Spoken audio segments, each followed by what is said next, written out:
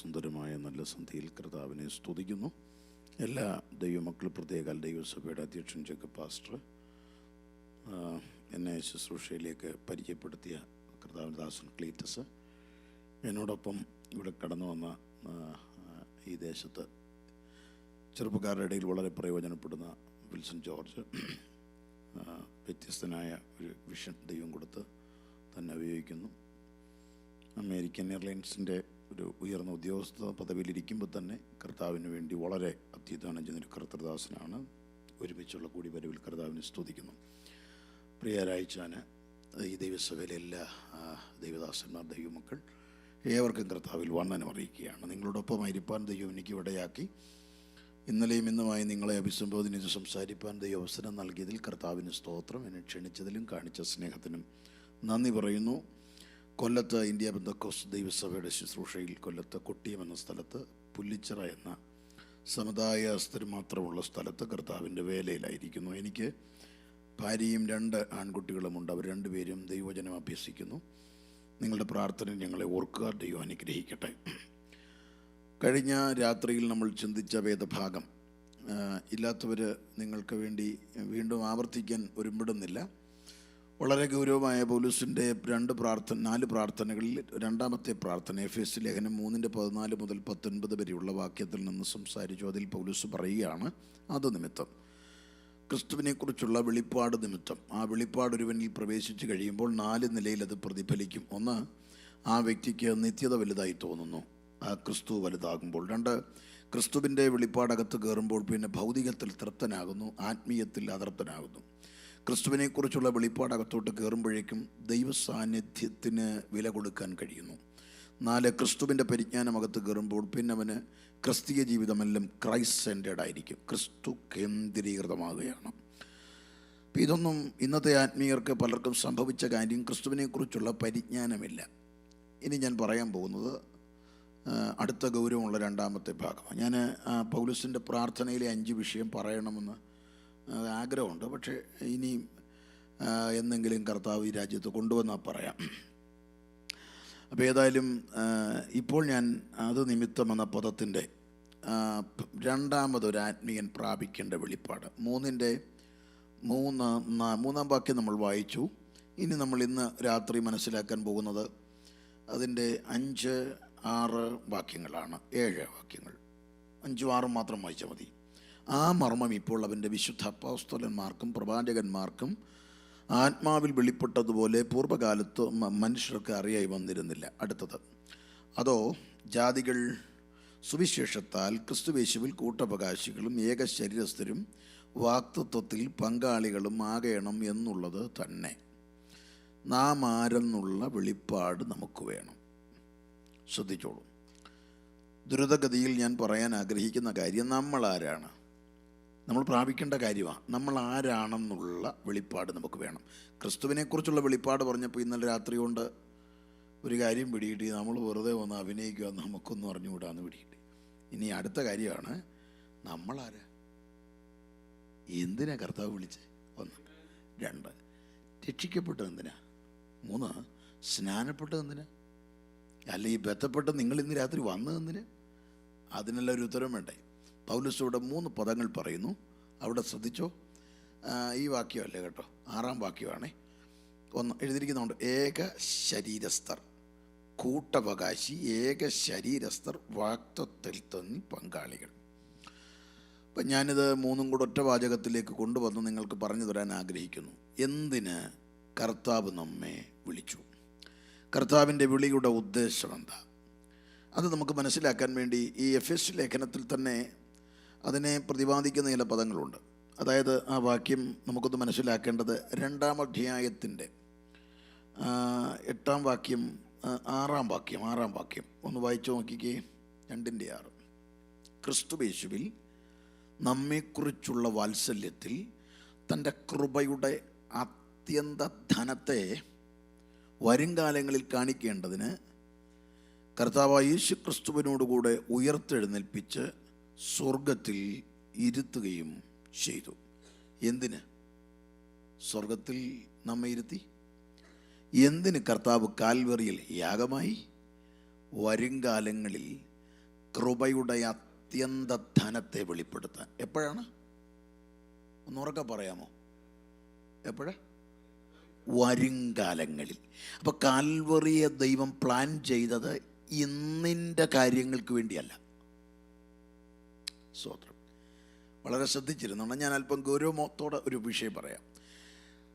ഇനി ഞാൻ അവിടുന്ന് വരും കാലങ്ങളിൽ കൃപ വെളിപ്പെടുത്താനെന്ന് പറയുമ്പോൾ, അപ്പോൾ ഈ കാലം ഏതാ?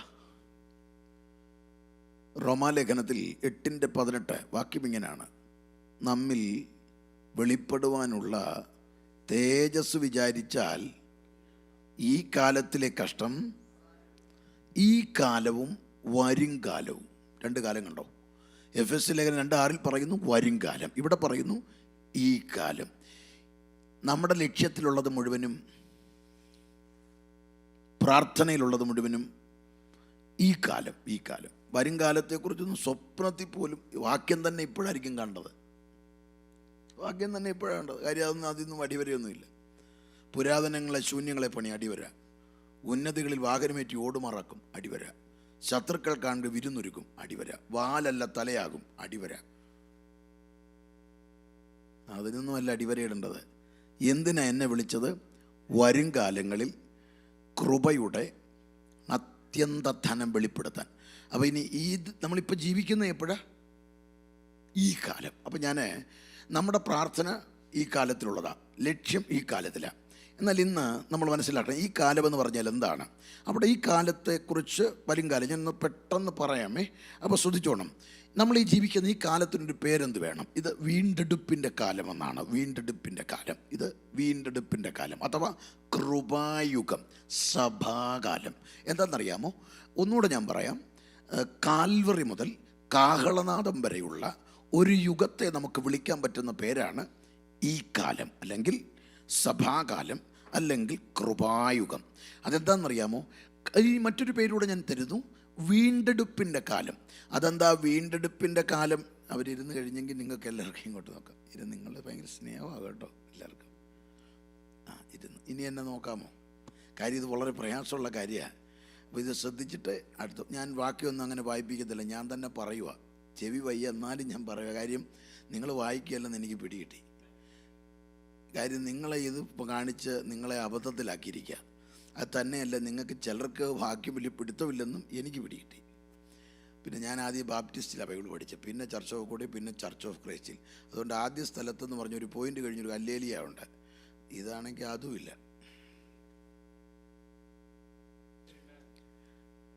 അപ്പോൾ അതുകൊണ്ട് ശ്രദ്ധിച്ചിരുന്നോണം. എനിക്ക് ഒരു സ്തോത്രം പറഞ്ഞേ, ഒന്നുകൂടെ പറഞ്ഞേ, കൈ ഉയർത്തി പറഞ്ഞേ, രണ്ടുപേരെ തൊട്ട് പറഞ്ഞ്, ഇതൊന്ന് ഞാൻ പറയുന്നത് കേട്ടാൽ മതി, കേട്ടിരിക്കണമെന്നേ ഉള്ളൂ. സ്തോത്രം. അപ്പോൾ അതുകൊണ്ട് ഇവിടെ നമ്മൾ ശ്രദ്ധിക്കേണ്ട ഒരു കാര്യം വളരെ ഗൗരവവും ആഴവുമുള്ള കാര്യമാണ്. നമ്മൾ ഈ ജീവിക്കുന്ന കാലം വീണ്ടെടുപ്പിൻ്റെ കാലം. ഈ വീണ്ടെടുപ്പിൻ്റെ കാലം എന്ന പദത്തെ നമ്മളെങ്ങനെ മനസ്സിലാക്കണം? കാഹളനാദം വരെയുള്ള, കാൽവറി മുതൽ കാഹളനാദം വരെയുള്ള വീണ്ടെടുപ്പിൻ്റെ കാലം എന്ന് പറഞ്ഞാൽ, വീണ്ടെടുപ്പെന്ന് പറയുന്നത് ഒരു ദിവസം നടക്കുന്നൊരു പ്രക്രിയയല്ല. കാൽവറിയിൽ കർത്താവായ യേശുക്രിസ്തുവിൻ്റെ പരമയാഗത്തിലൂടെ നമുക്ക് ലഭ്യമായ ഒരു ഗിഫ്റ്റ് ബോക്സിൻ്റെ പേരാണ് വീണ്ടെടുപ്പ്. എന്താ വീണ്ടെടുപ്പ് എന്നൊന്നുകൂടെ പറയാം. ആ വീണ്ടെടുപ്പ് എന്ന ബോക്സ് ഓപ്പൺ ചെയ്യുമ്പോൾ അതിൽ 4 കാര്യങ്ങളുണ്ട്. എന്തൊക്കെയെന്നറിയാമോ? വീണ്ടും ജനനം, വിശുദ്ധീകരണം, നീതീകരണം, പുത്രത്വം. ഈ 4ഉം കൂടെ ചേർന്നൊരു പായ്ക്കറ്റാക്കി പേരെഴുതി വീണ്ടെടുപ്പ്. അതിൻ്റെ അർത്ഥം ഈ വീണ്ടെടുപ്പ് എന്ന പായ്ക്കറ്റിൽ ഒന്ന് മാത്രമേ തീർന്നിട്ടുള്ളൂ, പൂർണ്ണമായിട്ടുള്ളൂ. അത് വീണ്ടും ജനനമാണ്.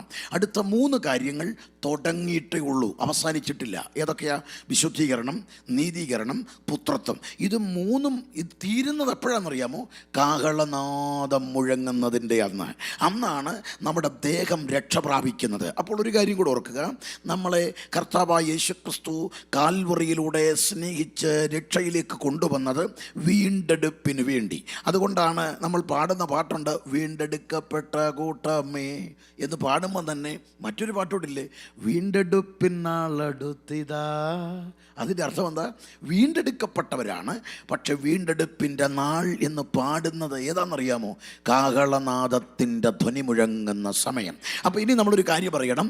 അപ്പോൾ കാൽവറിയിൽ തുടങ്ങിയ പദ്ധതി ഇതുവരെ പൂർണ്ണമായില്ല. എന്ത് പിടികിട്ടി? നമ്മൾ ഓർത്തത് നമ്മുടെ ക്രൂശിലെല്ലാം ചെയ്ത് കഴിഞ്ഞു. അത് നമ്മളോട് ബന്ധപ്പെട്ട് പൂർണ്ണമാകുന്നത് എപ്പോഴാണെന്നറിയാമോ? കാഹളനാദം മുഴങ്ങുമ്പോഴാണ് രക്ഷയുടെ പൂർണ്ണത വെളിപ്പെടുക. നമ്മുടെ രക്ഷിക്കപ്പെട്ടുകൊണ്ടിരിക്കുന്നു, രക്ഷിക്കപ്പെടും. അതെന്താണ്? രക്ഷിക്കപ്പെട്ടു, ആത്മാവ് രക്ഷിക്കപ്പെട്ടുകൊണ്ടിരിക്കുന്നു, സോൾ രക്ഷിക്കപ്പെടും, നമ്മുടെ ദേഹം. അപ്പോൾ കാഹളനാദം മുഴങ്ങുമ്പോഴാണ് രക്ഷയുടെ പൂർത്തീകരണമെങ്കിൽ ഇതെപ്പോഴാണ് തീരുന്നത്? ഒരു യുഗം കൊണ്ട് തീരുന്ന ദൈവത്തിൻ്റെ വലിയൊരു പദ്ധതിയുടെ പേരാണ് വീണ്ടെടുപ്പെന്ന പ്രക്രിയ. അതുകൊണ്ട് തുടങ്ങിയപ്പം കയറിയിരിക്കുന്ന നമ്മളൊരു കാര്യം ഓർത്തോണം, ഇതിൻ്റെ അവസാനം വരെ പിടിച്ചു നിന്നില്ലെങ്കിൽ, ഇപ്പം നമ്മുടെയൊക്കെ ചിന്ത രക്ഷിക്കപ്പെട്ട് സ്നാനപ്പെട്ടു ഞങ്ങൾ പോകുന്ന എങ്ങ് പോകാനാ? അങ്ങനൊന്നും പോകാൻ പറ്റുകയില്ല. നമ്മളിൽ പലരും ഇവിടെ തന്നെ കാണും. അപ്പോൾ നമ്മൾ അറിയേണ്ട ഒരു കാര്യം എന്താണെന്നറിയാമോ? നമ്മൾ ഗൗരവമായി മനസ്സിലാക്കേണ്ടത്, രക്ഷിക്കപ്പെട്ട ദൈവകൃപയെന്ന് ആത്മീയൻ ആദ്യം അറിയേണ്ടത് പോകുമ്പോൾ എന്തുകൊണ്ടാണ് പറഞ്ഞത്? വിളിയും തെരഞ്ഞെടുപ്പും അധികം ഉറപ്പാക്കണം. വിളിക്കപ്പെട്ടവർ അനേകരാണ്, തിരഞ്ഞെടുക്കപ്പെട്ടവർ ചുരുക്കമാണ്. അങ്ങനെ കൃത്യമായി രേഖപ്പെടുത്തപ്പെട്ടിരിക്കുന്നു എങ്കിൽ നാം അറിയേണ്ട ഒരു കാര്യം, രക്ഷിക്കപ്പെട്ട ദൈവമക്കൾ കാഹളനാദം മുഴങ്ങുന്നതിൻ്റെ അന്ന് പോകണം എന്നൊരാഗ്രഹമൊത്തുണ്ടായിട്ട് ഓരോ ദിവസവും ആ ദിവസത്തെ മുൻപിൽ കണ്ടു വേണം ജീവിക്കാൻ. എന്ത് പിടികിട്ടി? നമ്മുടെ ജീവിതത്തിൽ അതൊന്നും വന്നിട്ടില്ല, പക്ഷെ അങ്ങനെ ഉണ്ടാവണം. എങ്ങനെ ഉണ്ടാവണം? കാഹളനാദം മുഴങ്ങുന്ന ദിവസത്തെ മുൻപിൽ കണ്ടാ ജീവിക്കേണ്ടത്. എങ്ങനെയാണ് മുൻപിൽ കാണേണ്ടത്? ഇന്നെന്ന് പറയുന്നതെല്ലാം കർത്താവിൻ്റെ ജീവിതത്തിൽ പാപം ചെയ്യാതെ. ഇന്ന് പാപം ചെയ്യരുത് കേട്ടോ. ഇന്ന് പാപം ചെയ്യാതിരുന്നാൽ മതി. നാളെ നിങ്ങൾ അറിയേണ്ടത് കർത്താവിൻ്റെ കൂടായിരിക്കും. അപ്പോൾ എല്ലാ രാത്രികളും മനസ്സിലാക്കേണ്ടത് നാളെ ആരുടെ കൂടെ? കർത്താവിൻ്റെ കൂടെ. ഇന്ന് എന്ത് ചെയ്യരുത്? ഇത്രയേ ഉള്ളൂ. ഈസിയാണ്, ഈ എളുപ്പമാണ് ജീവിക്കാൻ. ഒരു പ്രാശ്രയം എങ്ങനെയൊക്കെ പ്രയാസം, എന്താ പ്രയാസം? ഇന്ന് എന്ത് ചെയ്യരുത്? പാപം ചെയ്യരുത്. നാളെ ആരുടെ കൂടെ? വിഷയം തീർന്നില്ലേ? വിഷയം തീർന്നു, ഇത്രേ ഉള്ളൂ. ഇനിയിപ്പോൾ എത്ര നേരം വേണം ഉറങ്ങാൻ? 3-4 മണിക്കൂർ കഴിയുമ്പോൾ നിങ്ങൾ ഉറങ്ങത്തില്ലേ? അത്ര നേരം പിടിച്ചിരിക്കുകയല്ലേ? പിന്നെ ഉറങ്ങുകയല്ലേ? ഇന്ന് ജോലിക്ക് പോകല്ലേ? പാപം ചെയ്യാതിരി. വീട്ടിൽ വന്ന് പാപം ചെയ്യാതിരി. അത്ര പിടിച്ചിരിക്കാൻ പറ്റില്ല? പറ്റും. നാളെ പ്ലാനിങ് ഒന്നും വേണ്ട, നാളെ കർത്താവിൻ്റെ കൂടെ. ഇങ്ങനെ ജീവിക്കാൻ തുടങ്ങിയാൽ ഇതല്ലേ നമുക്ക് വേണ്ടത്. അപ്പോൾ ഇനി നമ്മൾ മനസ്സിലാക്കാൻ പോകുന്ന കാര്യം, കർത്താവ് നമ്മെ വിളിച്ച വിളി വരും കാലങ്ങൾ. അപ്പോൾ ഈ കാലമെന്ന് പറഞ്ഞാൽ വീണ്ടെടുപ്പിൻ്റെ കാലം. ക്രൂശിൽ തുടങ്ങിയ ദൈവത്തിൻ്റെ പദ്ധതി നടന്നുകൊണ്ടിരിക്കുന്നൊരു പ്രക്രിയ നമ്മിൽ ഇങ്ങനെ ഡേ ബൈ ഡേ നടന്നുകൊണ്ടിരിക്കുന്നൊരു പ്രവൃത്തിയാണ്. ഇനി നമ്മൾ മനസ്സിലാക്കേണ്ട കാര്യം, അപ്പോൾ നമ്മിൽ വെളിപ്പെടാനുള്ള തേജസ് വിചാരിച്ചാൽ, അപ്പോൾ ഇവിടെ ഭക്തൻ്റെ വിചാരം നിൽക്കുന്നത് എവിടെയാണെന്നറിയാമോ? ഈ കാലത്തിൽ ഇതാണോ? അല്ല. നമ്മുടെ വിചാരമോ അതാണോ? നമ്മൾ വെളിപ്പെടാനുള്ളതാണോ വിചാരിച്ചുകൊണ്ടിരിക്കുന്നത്? നമ്മുടെ പ്രാർത്ഥനാ വിഷയത്തിലോട്ടൊന്ന് നോക്കി, എഴുതി വെച്ചിരിക്കുന്നില്ലേ? പിടിച്ചു വെക്കുക. പ്രവാചകൻ വന്ന് പറഞ്ഞില്ലേ പിടിച്ചു വെച്ച് പ്രാർത്ഥിക്കാൻ? അതിൽ എന്തോ എഴുതിയിരിക്കുന്ന മൊത്തം നമ്മുടെ കാഴ്ചപ്പാടുകളെല്ലാം ഈ കാലമാണ്. ഇനി ഞാനിവിടുന്ന് പറയാൻ പോകുന്നത്, പൗലോസ് ഇവിടെ ജീവിച്ച ജീവിത രീതിയുടെ ആഴം കണ്ടോ? ഈ കാലത്തിലെ കഷ്ടം എന്തൊക്കെ സാരമില്ലെന്നെണ്ണിയത്. നമ്മൾ ഈ വലിയ വിഷയമായിട്ട് പറഞ്ഞില്ലേ, നമ്മൾ സഹിക്കാൻ വയ്യേന്ന് പറയുന്നില്ലേ? ഇതാ മനുഷ്യൻ പറയുന്ന വാക്കുണ്ട്. എങ്ങനെ സാരമില്ല? എന്തൊക്കെ സാരമില്ലെന്ന് പറഞ്ഞ് 2 കൊരിന്ത്യർ 11:26 മുതൽ 31 വരെ വാക്യത്തിൽ പറയുന്ന കാര്യങ്ങളാണ്. കല്ലേറ്, കപ്പൽ ഛേദം, കടലിലെ ആപത്ത്, വെള്ളത്തിലെ ആപത്ത്, കപടഭക്തിക്കാരുടെ ആപത്ത്, നദികളുടെ ആപത്ത്, പട്ടിണി, പൈതാകം, ശീതം, ഉഷ്ണം, ആപത്ത്, വാള്, നഗ്നത. സാരമില്ല. നമുക്കിതിനകത്ത് ഒരെണ്ണേ ഉള്ളൂ, ഒരെണ്ണം, ഉറക്കളപ്പ്. ബാക്കിയൊന്നുമില്ലല്ലോ, വേറെ ഒന്നുമില്ല. നമുക്ക് കല്ലേറുമല്ലോ ഉണ്ടോ? കോലിനാലടി കൊണ്ടു, കപ്പൽ ഛേദം, കടലിലെ ആപത്ത്, വെള്ളത്തിലത്, കപടഭക്തിക്കാരുടെ ആപത്ത്, കള്ള സഹോദരന്മാരുടെ ആപത്ത്, സകല ആപത്ത്. ഇത്രയും ആപത്ത് കൂടാതെ നോക്ക്, അധ്വാനം, പ്രയാസം, പലവട്ടം, അത് വിട്ടരെ. പൈതാകം, പട്ടിണി, ശീതം, നഗ്നത, ആപത്ത്, വാൾ, ഇതെല്ലാം അനുഭവിച്ച മനുഷ്യൻ പറയുന്നത് എന്താണ്? സാരമില്ല. നമ്മുടെ പ്രാർത്ഥനാ വിഷയത്തിൽ ഇതില്ല. ഇതെല്ലാം നമ്മളെങ്ങാണമായി പൗലോസിൻ്റെ സ്ഥാനത്തെങ്കിൽ നിരത്തി എഴുതിയേനെ ഇതെല്ലാം വിഷയമായിട്ട്.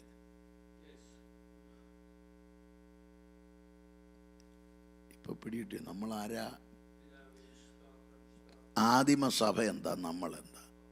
നമ്മൾ ഈ അഭിനയം കൊണ്ട് ജീവിക്കുക. ഇവിടെയാണ് പൗലോസ് ഇതെല്ലാം സാരമില്ലെന്നെണ്ണാൻ കാര്യം എന്താ? തൻ്റെ അകത്തേക്ക് തികട്ടി വരുന്നത് നമ്മിൽ വെളിപ്പെടാനുള്ള തേജസ്. അപ്പോൾ ഈ കാലത്തിൽ ഒരു ആത്മീകൻ എങ്ങനെ ജീവിക്കണം? എന്ത് വിചാരിച്ച് ജീവിക്കണം? നമ്മിൽ വെളിപ്പെടാനുള്ള തേജസ്. ആ വെളിപ്പെടാനുള്ള തേജസ് എന്താ? വരും കാലത്തെ കൃപയുടെ അത്യന്ത ധനം വെളിപ്പെടുത്താൻ വിളിച്ചു എന്ന വിളി കൃത്യമായി മനസ്സിലാക്കുക. അപ്പോൾ നമ്മെ വിളിച്ച വിളിയുടെ ആഴം ഈ കാലത്തിലെ വിടുതലിനല്ല, ഈ കാലത്തിലെ ഏതെങ്കിലും നന്മ തരാനല്ല. പകരം ഇതിനപ്പുറത്തൊരു കാലമുണ്ട്, വരും കാലം. അവിടെയുള്ള ദൈവിക പദ്ധതിക്ക് വേണ്ടിയ നിനക്ക് ഇൻവിറ്റേഷൻ കാർഡ് കിട്ടിയത്. അത് തിരിച്ചറിയണം. എന്താ വരും കാലം? ഈ കാലം കഴിയുമ്പോഴാണ് കാഹളനാദത്തിൻ്റെ ധ്വനി മുഴങ്ങും. ഒറ്റ സെക്കൻഡിൽ കാര്യം കഴിയും. കാഹളനാദം മുഴങ്ങുന്ന കണ്ണടച്ച് തുറക്കുന്നതിനുള്ളിൽ ഒരു കൂട്ടം ഇവിടുന്ന് പോകും. അതാണ് നമ്മൾ ഭയത്തോടെ കാത്തിരിക്കുന്ന ഒരു നാൾ. ശ്രദ്ധിച്ചോണം, എല്ലാ രാത്രിയും പകലുകളും ഇതാ വരേണ്ടത്.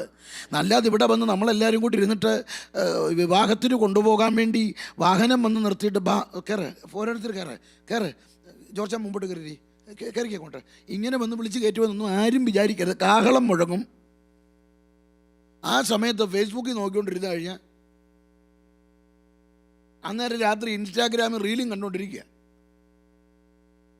എല്ലാവരും ഉണ്ടോ ഇവിടെ? അന്നേരമാണ് ഫോൺ വിളിച്ച് അവരുടെ കാര്യം ഇവരോട് പറഞ്ഞുകൊണ്ടിരിക്കുന്നത്. അങ്ങനെ ഇരുന്നപ്പോഴാണ് നമ്മളത് ചുമ്മാ ഇരുന്ന് നേരം പോക്ക് അങ്ങ് വെടിവെച്ചേക്കാവുന്നത്. നേരം ഒക്കെ വെടിവെക്കുക, രാത്രി അങ്ങ് വെടിവെക്കാന്ന് നോക്കട പറയുണ്ടെന്ന് തോന്നുന്നു. നീ പറയും പിള്ളേർക്ക് പിടി കിട്ടിയല്ലേ? പബ്ജി, ഫ്രീ ഫയർ, വെടിയും വെച്ചുകൊണ്ടിരിക്കുക. കാഹളം മുഴങ്ങി എല്ലാവരും നമ്മൾ വെടിയും വെച്ചുകൊണ്ടിരിക്കുക. ഇപ്പം പിടി കിട്ടിയ ഇവിടെയാണ് നമ്മൾ മനസ്സിലാക്കേണ്ടത്. ഒരു സെക്കൻഡിലാണ് നമുക്ക് പിടിച്ച് നിൽക്കേണ്ടത്. ഈ വിശുദ്ധി എല്ലാ ദിവസമൊന്നും വേണ്ട. ഒരു സെക്കൻഡ് നിങ്ങൾ വിശുദ്ധി നിന്നാൽ മതി കേട്ടോ.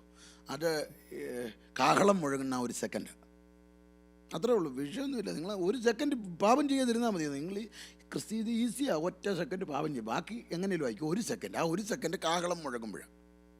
അതെപ്പോഴാണെന്ന് അറിയാമെങ്കിൽ രക്ഷപ്പെട്ടു. അതെ, അതുകൊണ്ട് ഒരു പ്രാർത്ഥനാ വിഷയം കൊണ്ട് കർത്താവ് എപ്പോഴാണ് മുഴങ്ങുന്നതെന്നെങ്കിലും ഒന്ന് പറഞ്ഞതാ, അങ്ങനെയും ഒന്ന് പ്രാർത്ഥിയില്ല. ഇനി നമ്മൾ മനസ്സിലാക്കേണ്ടത് ആ ഒറ്റ സെക്കൻഡിൽ ഇവിടെ നിന്ന് എടുക്കപ്പെടുക. പിന്നെ നമ്മൾ ചെന്ന് കയറുന്ന സ്ഥലം ഈ വരും കാലമെന്ന് പറയുമ്പോൾ പിന്നെ നമ്മൾ ചെല്ലുന്നത് 7 കൊല്ലത്തെ മണിയറവാസമാണ്. 7 കൊല്ലം മണിയറവാസം. ആ മണിയറവാസത്തിൻ്റെ വേദിയിലോട്ട് നമ്മളെല്ലാം ഇങ്ങനെ നിൽക്കുമ്പോൾ അവിടെയാണ് പ്രതിഫല വിഭജനം തരുന്ന 7 നാൾ, 7 വർഷം. ആ 7 വർഷത്തെ മണിയറവാസം കഴിഞ്ഞ് ഭൂമിയിലോട്ട് വരുന്നുണ്ട്. 1000 ആണ്ട് ഈ ഭൂമിയിൽ, ഈ അമേരിക്കയുള്ള, ഇന്ത്യയുള്ള, ഇതുപോലെ മനുഷ്യരുള്ള, ജനവാസമുള്ള ഈ ഭൂമിയിൽ 1000 ആണ്ട് വാഴാൻ വരിക. അന്നാണ് മൂവിങ് പാലസിൽ വാഴുന്നത്. 1000 ആണ്ട്. 1000 ആണോ 80 ആണോ വലുത്? അല്ല, നമ്മുടെയൊക്കെ പ്രാർത്ഥനാ വിഷയം എപ്പോഴുള്ളതാ? നമ്മുടെ ചിന്തയിൽ ഏതാ കിടക്കുന്നത്? 80. അവിടെ ഒന്ന് കാര്യമാണ്. എൻ്റെ ചോദ്യം, ഈ 80 നമുക്ക് വലിയ വിടുതൽ തരാനാണോ ദൈവം മനുഷ്യനായിട്ട് ഈ ഭൂമി വന്ന് മരിച്ചത്? ഈ 1000 കഴിഞ്ഞിട്ട് പിന്നെന്താ? പിന്നെ ന്യായവിധിയാണ്. ന്യായവിധി കഴിഞ്ഞാൽ പിന്നെ നിത്യയുഗം, അന്തമില്ലാത്ത യുഗം. അപ്പം ശരിക്കും വരും കാലമെന്ന് പറയുമ്പോൾ ചെറുതല്ലല്ലോ. നമ്മളാ ഒരു ചെറിയ ടൈമേ ഉള്ളൂ. 2 യുഗങ്ങളുടെ ഇടയിൽ ദൈവിക പദ്ധതിയുടെ 2 യുഗങ്ങളുടെ ഒരു ചെറിയ ഗ്യാപ്പാണത്. ആ ചെറിയ ഗ്യാപ്പിനെ വിളിക്കുകയാണ് കൃപായുഗം, വീണ്ടെടുപ്പിൻ്റെ കാലം, സഭാകാലം. അതെപ്പോൾ വേണേലും തീരും.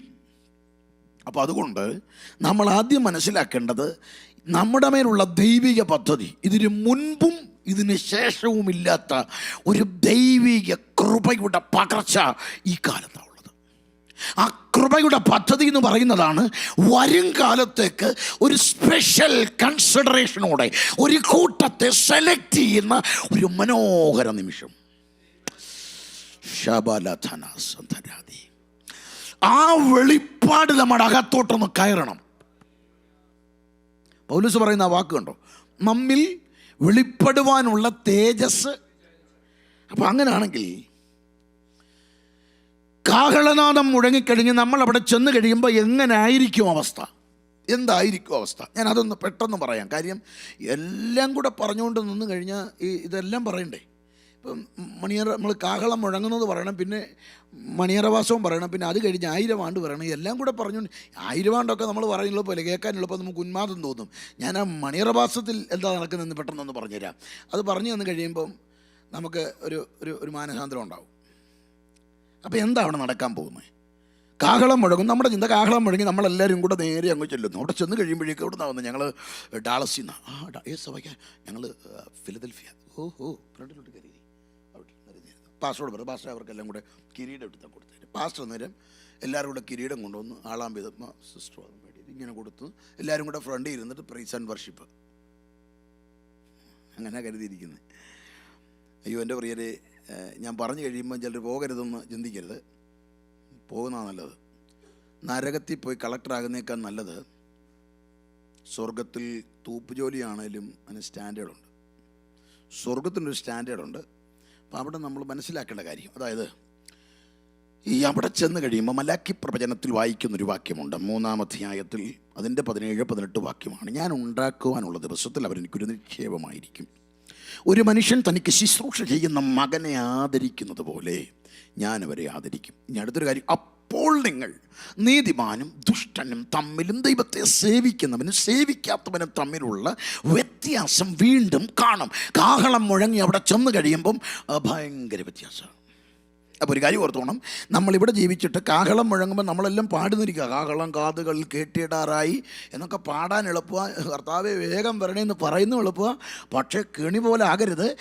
പോകുന്ന കാര്യമല്ല, പോകാതിരിക്കുന്നത് വലിയ ഗതികേട്. ഇനി ഇൻ കേസ് പോയെന്നിരിക്കട്ടെ, അബദ്ധത്തിലെങ്ങാനും പോയാൽ അവിടെ ചെല്ലുമ്പോൾ വലിയ വ്യത്യാസമാണ്. ആദ്യം ഓർത്തോണം, ഭയങ്കര വ്യത്യാസം. അല്ലാതെ എല്ലാവരും കൂടെ ഒരുപോലെ ഇരിക്കുമെന്നല്ല, അവിടെ ഭയങ്കര വ്യത്യാസം. അവിടെ നമ്മൾ വിചാരിച്ച പോലെ എല്ലാവരും ഒരുപോലെ ഇരിക്കുന്നു. എല്ലാവരും വെള്ളയിട്ട് കൺവെൻഷൻ്റെ അവസാന കമ്മ്യൂണിറ്റി അന്ന് ആരാധിക്കുന്ന പോലെ ഇരിക്കുന്നു. അല്ലല്ല, അങ്ങനെയൊന്നും ആരും കരുതണ്ട. അവിടെ ചെല്ലുമ്പോൾ എല്ലാവർക്കും വെള്ളയും തന്നിട്ട് ഒന്നിച്ചിരുത്തുമൊന്നുമല്ല. അവിടെ ഒന്നാമത് ഭയങ്കര വ്യത്യാസം. 3 കൂട്ടമുണ്ട്. അപ്പോൾ ഒന്നാമത്തെ വ്യത്യാസം, ജനത്തിന് തന്നെ 3 കൂട്ടമായിട്ടാണ്. അപ്പോൾ 3 റോയുണ്ട് കേട്ടോ. അല്ലാതെ സഹോദരിമാരില്ല ഇവിടെ, സഹോദരന്മാരില്ല ഇവിടെ, അങ്ങനെയല്ല. 3 റോയുണ്ട് ഓരോന്നേരം. അപ്പോൾ അതിന് നിരയെന്നൊക്കെ പറയുമ്പം അതിന് എഴുതിയിരിക്കുന്നത് ക്രിസ്തുവിൽ ആദ്യഫലം ക്രിസ്തു, പിന്നെ ക്രിസ്തുവിനുള്ളവർ ഓരോരുത്തരും താൻ്റെ നിരയിലത്രേ ടാക്മ എന്ന അതൊരു മിലിറ്ററിയോട് ബന്ധപ്പെട്ട് അമേരിക്കൻ ഫോഴ്സിലൊക്കെ ഉണ്ടായിരുന്നവർക്ക് അറിയാം. ആ വാക്ക് വരുന്നതെന്ന് പറഞ്ഞാൽ ആ നിരയെന്നൊക്കെ പറഞ്ഞാൽ തസ്തിക അനുസരിച്ച് റോ ക്രമീകരിച്ചിരിക്കുക. അല്ലാതെ ഈ ഓരോരുത്തരുടെ നിരയിലത്രേ. ഈ നിരയെന്ന് ഇവിടെ പറയും ആദ്യഫലം ക്രിസ്തു, പിന്നെ ക്രിസ്തുവിനുള്ളവർ, പിന്നെ അവസാനം. ആ നിരയല്ല, ക്രിസ്തുവിനുള്ളവരെന്ന ഒറ്റ വാക്കിൻ്റെ അകത്ത് 5 നിര അതിനകത്ത് തന്നെയുണ്ട്. 1-ാം നിര അത് 5 കൂട്ടത്തെയാണ് ക്രിസ്തുവിനുള്ളവരെന്ന് വിളിക്കുന്നത്. 5 കൂട്ടമെന്ന് പറയുമ്പോൾ 1-ാം കൂട്ടം ഏതാണെന്നറിയാമോ? കർത്താവായ യേശു ക്രിസ്തു കാൽവറിയിൽ യാഗമാകുമ്പോൾ കർത്താവിൻ്റെ ഇറ്റ് ഇസ് ഫിനിഷ്ഡ് ടെറ്റലിസ്റ്റായി ഉടനെ കല്ലറലെല്ലാം കൂടെ തുറന്നു. കർത്താവ് പോയപ്പം കൂടെ പോയി. അതാണ് 1-ാം 5 ഘട്ടത്തിൽ 1-ാം ക്രിസ്തുവിനുള്ളവർ എന്ന പദത്തിലെ 1-ാം കൂട്ടം അതാ. അവർ പോയി. അത് AD 30 പോയതാ. അവർ പോയി. 2-ാം കൂട്ടം വെയിറ്റിങ്ങിലിരിക്കുക, നമ്മളെല്ലാം കൂടെ. ഇതിനകത്ത് തന്നെ ആൾ കുറച്ചാ പോകത്തുള്ളൂ. ആളുകൾ ഒരുപാട്. വിളിക്കപ്പെട്ടവർ, തിരഞ്ഞെടുക്കപ്പെട്ടവർ ചുരുക്കം. വീട്ടിൽ നിന്ന് തന്നെ എത്ര പേരാണ്? നിങ്ങൾക്ക് തന്നെ അറിയാമല്ലോ. അങ്ങനെ കുറച്ച് പേര് പോകും. അതാണ് 2-ാം കൂട്ടം. ഇത് കഴിഞ്ഞ് അടുത്ത കൂട്ടമെന്ന് പറഞ്ഞാൽ എപ്പോഴാണെന്നറിയാമോ? ഈ സഭ പോയി കഴിഞ്ഞിട്ട് അടുത്തൊരു കൂട്ടമുണ്ട്. എപ്പോഴാണെന്നറിയാമോ? ആ കൂട്ടം പോകുന്നത് മഹാപീഡനം തുടങ്ങുന്നതിന് മുമ്പ് ഒരു കൂട്ടമുണ്ട്. അത് ഇസ്രായേൽ പഴയ നിയമ വിശുദ്ധന്മാരുടെ ഒരു കൂട്ടമാണ്. ആ കൂട്ടം പോകും. അപ്പം 3 ആയില്ലേ. ഇനി 4-ാം കൂട്ടം മഹാപീഡനത്തിന് മധ്യത്തിൽ 2 സാക്ഷികളുടെ മരണമുണ്ട്. 2 സാക്ഷികൾ, അവരുടെ ഒരു ഉയർപ്പുണ്ട്. അപ്പോൾ പിടികിട്ടിയോ? 4 ആയി. ഇനി അടുത്തത് മഹാപീഡന കാലഘട്ടത്തിൽ രക്തസാക്ഷികളാകുന്ന ഒരു കൂട്ടമുണ്ട്. അവർ 5. അങ്ങനെ 5 കൂട്ടത്തെ വിളിക്കുന്ന പേരാ ക്രിസ്തുവിനുള്ളവർ. അപ്പോൾ ഇതെല്ലാവരും കൂടെ അങ്ങോട്ട് ചെന്ന് കഴിയുമ്പം ഈ 5 കൂട്ടമുണ്ടെങ്കിലും താൻ്റെ നിരയിൽ എത്രയെന്ന് പറയുമ്പോൾ ഈ നിരയിൽ 5 കൂട്ടത്തിൽ 2-ാം കൂട്ടമായ നമുക്ക്, ശ്രദ്ധിച്ചോ ആ കാര്യം, 5 കാറ്റഗറിയാണ് ഒന്നാം പുനരുത്ഥാനം എന്ന് പറയുമ്പോൾ. അതിൽ രണ്ടാം കൂട്ടം നമ്മളാ പോകുന്നത്. ആ നമ്മുടെ യാത്രയിൽ അവിടെ ചെന്ന് കഴിയുമ്പോൾ നമ്മുടെ ഇടയിൽ 3 കൂട്ടമുണ്ട്. അതാ പറയുന്നത്. അപ്പോൾ അത് പേടിക്കൊന്നും വേണ്ട. ഇപ്പോൾ കാറ്റഗറിയൊക്കെ പിടിക്കിട്ട് വലിയ ക്രൗഡാന്നേ. അവിടെ നമ്മൾ പഴയ നിയമ വിശുദ്ധന്മാരിരിക്കുന്ന ഏരിയ ഉണ്ട്, മഹാപീഡനത്തിൽ പോയവരുണ്ട്, 2 സാക്ഷി. ഇങ്ങനെ കാറ്റഗറി തിരിച്ചിരിക്കുമ്പോൾ ഈ ഒരു സ്ഥലത്ത് 3 സ്ഥലമുണ്ട്. 3 കൂട്ടമായിട്ട് അവർ റോയിട്ടിരിക്കുന്നവരൊന്ന് ചുമന്ന ചേരിട്ടിരിക്കുന്ന 3 കൂട്ടം. എന്നിട്ട് അതിന് ഫ്രണ്ടിൽ ഒരു ചെറിയ എഴുതിയിട്ടുണ്ട്, കള്ളൻ്റെ ഗ്രൂപ്പ്. അതെങ്ങനെയാണെന്ന് ചോദിച്ചു കഴിഞ്ഞാൽ അബദ്ധത്തിൽ പോയതാ. ഇവർക്കറിയാം കർത്താവായ യേശു ക്രിസ്തു കാൽവറി യാഗമാതകരം കള്ളം ചോദിച്ചു, എന്നെ കൂടെ ഓർക്കാവും. പോരെ പുള്ളിക്ക് അറിയത്തില്ലായിരുന്നു, അങ്ങ് ചോദിച്ചു പോയതാ. പോകുമെന്ന് പോലും ഉറപ്പില്ലായിരുന്നു. ഈ കാഹളം മുഴങ്ങുന്നതിൻ്റെ അന്ന് രാവിലെയോ ആ സമയത്തോ കയറി, കർത്താവേ ഞാൻ അങ്ങേക്ക് വേണ്ടി. ആ അബദ്ധത്തിൽ പറഞ്ഞു പോയി, കാഹളം മുഴങ്ങി ഇവനും കയറിപ്പോയി. അപ്പോൾ ചെറിയൊരു സ്നാനപ്പെടാതെ സ്വർഗത്തിൽ പോകും. ഒറ്റ ഒരു കൂട്ടം, കള്ളൻ്റെ കൂട്ടം മാത്രം. അതെങ്ങനെയാണെന്ന് ചോദിച്ചാൽ സ്നാനപ്പെട്ട ഉടനെ മരിക്കണം, അല്ലെങ്കിൽ സ്നാനപ്പെട്ട ലോട്ടനെ കാഹളം മുഴങ്ങണം. അങ്ങനെ കാണുന്ന ഒരു ചെറിയ കൂട്ടം. അപ്പോൾ അവൻ അവിടെ ചെല്ലുമ്പോൾ അവൻ അമ്പരപ്പ. ഇതൊക്കെ കാണുമ്പോൾ ഒരു കാര്യം അബദ്ധത്തിൽ ഒന്നോർത്ത് ഫ്ലൈറ്റ് തൂങ്ങി പുള്ളി ഓൾറെഡി അമേരിക്ക അവൻ ഇറങ്ങി. ഇപ്പം പിടികിട്ടിയോ? അവനിവിടെ വരുമ്പോൾ നഷ്ടബോധമുണ്ടോ? ഫ്ലൈറ്റിൻ്റെ വീലിൽ കൂടെ അവൻ ചാടി ഇറങ്ങിയ. അവൻ ഉറപ്പില്ലായിരുന്നു ഇവിടെ വരെ എത്തുമെന്ന്. ആ ഫ്ലൈറ്റിന് എങ്ങനെയോ കയറി ഫ്ലൈറ്റിൻ്റെ വീലിരിക്കുന്നതിൻ്റെ കയറി ഇരുന്നു. തണുപ്പൊക്കെ കഷ്ടപ്പെട്ടാണ് പുള്ളി ഇറങ്ങി കഴിഞ്ഞപ്പോൾ അവൻ അമ്പരപ്പ്. അവനിവിടെ ഏത് ജോലിയിലും അവൻ അത്ഭുതമാണ്. കാര്യം വന്നല്ലോ ഇവിടെ. അങ്ങനൊരു കൂട്ടം ഉണ്ടാകും. ഇനി അതിങ്ങനെ കുറച്ച് പേര്. ഇനി അടുത്തൊരു കൂട്ടമുണ്ട്. അടുത്ത കൂട്ടം എന്ന് പറഞ്ഞാൽ, ഈ കൂട്ടമെന്ന് പറഞ്ഞാൽ ലോത്തിൻ്റെ കൂട്ടമാണ്. അവസരം ഉണ്ടായിരുന്നു, സമ്പത്തുണ്ടായിരുന്നു, സമയമുണ്ടായിരുന്നു. പക്ഷേ ഒറ്റ കുഴപ്പമുള്ളൂ, പുള്ളി മാത്രം രക്ഷപ്പെട്ടു. പുള്ളിയുടെ സമ്പത്തും പുള്ളിയുടെ വസ്തുവകയുമെല്ലാം സോദോമിൽ വെന്ത് വെണ്ണീറായി. ഇങ്ങനൊരു കൂട്ടമുണ്ട്. എങ്ങനെയാണെന്ന് ചോദിച്ചാൽ, നിക്ഷേപം മറുകര കടത്താൻ പറ്റാതെ പോയൊരു കൂട്ടം. അതായത് ഇപ്പം ഇന്ത്യൻ നിയമമൊക്കെ മാറി അല്ലേ, എന്തോ ഒരു കാർഡുണ്ടല്ലോ, ഓസി അല്ലേ, കാർഡ് റൂള് മാറിയപ്പം കേട്ടോ, ബിസിനസ്സൊക്കെ നടത്താം, വസ്തു വാങ്ങാനും വിൽക്കാനും ഒന്നും പറ്റത്തില്ല. ഇനി ഉള്ളത് വിൽക്കാൻ പറ്റുമോയെന്ന് ആർക്കറിയാം. ചിലർ ഞെട്ടി അതാ നേരത്തെ ഓർക്കണമായിരുന്നു. ഇവിടെ വന്ന അങ്ങനെ പറ്റിയവരുണ്ട്. ഇവരാണ് വലഞ്ഞു പോയ ആരാ ഇത് വലഞ്ഞെന്നുള്ളത് പുള്ളിക്ക് അറിയത്തില്ലായിരുന്നു. പുള്ളി അന്നേരം അടിച്ചു പൊളിച്ചു. പക്ഷേ റൂളൊക്കെ മാറി. മറുകര ചെന്നപ്പം പുള്ളിക്ക് ആധാറും ഇല്ല, ഒന്നുമില്ല. അത് കാര്യം എന്നറിയോ, പുള്ളിക്ക് പോകുമോ ഇല്ലയോ എന്നൊരു ഉറപ്പില്ലായിരുന്നു. എല്ലാ പേപ്പർ വർക്ക് നടക്കുമ്പോഴും ചിലപ്പം തട്ടിപ്പോവായിരിക്കും. അബദ്ധത്തിൽ അങ്ങ് പോയി കഴിഞ്ഞപ്പോൾ ഇവിടെ വന്നു കഴിഞ്ഞപ്പോഴാണ് പിടി കിട്ടിയത്. ഇപ്പം എൻ്റെ ഓസി കാർഡിൻ്റെ എല്ലാ റൂള് മാറി. ഇനിയിപ്പം വിൽക്കാൻ അങ്ങോട്ട് ചെന്നാൽ ഈ ലോത്തിനെ കുറിച്ച് പത്രോസാ പറയുന്നേ, വലഞ്ഞുപോയ നീതിമാൻ. അതെന്താ? അബ്രഹാമിൻ്റെ കൂടെ ഇറങ്ങിയതാ, പക്ഷെ നീരോട്ടമുള്ള പ്രദേശം കണ്ട് വലഞ്ഞു. ഇതും ഇങ്ങനൊരു കൂട്ടം വിശുദ്ധന്മാരെന്ന് പറഞ്ഞവരുണ്ട്. അബ്രഹാമിൻ്റെ കൂടെ ഇറങ്ങി കാണിപ്പാനിരിക്കുന്ന ദേശത്തേക്ക്, പക്ഷേ കാണിപ്പാനിരിക്കുന്ന ദേശം കണ്ടിറങ്ങിയിട്ട് വീടും വസ്തുവും സ്ഥാപന ജംഗമ വസ്തുക്കൾ ഇവിടെ സ്വരുക്കൂട്ടി കുടുങ്ങിപ്പോയ ഒരു കൂട്ടം വിശുദ്ധന്മാർ.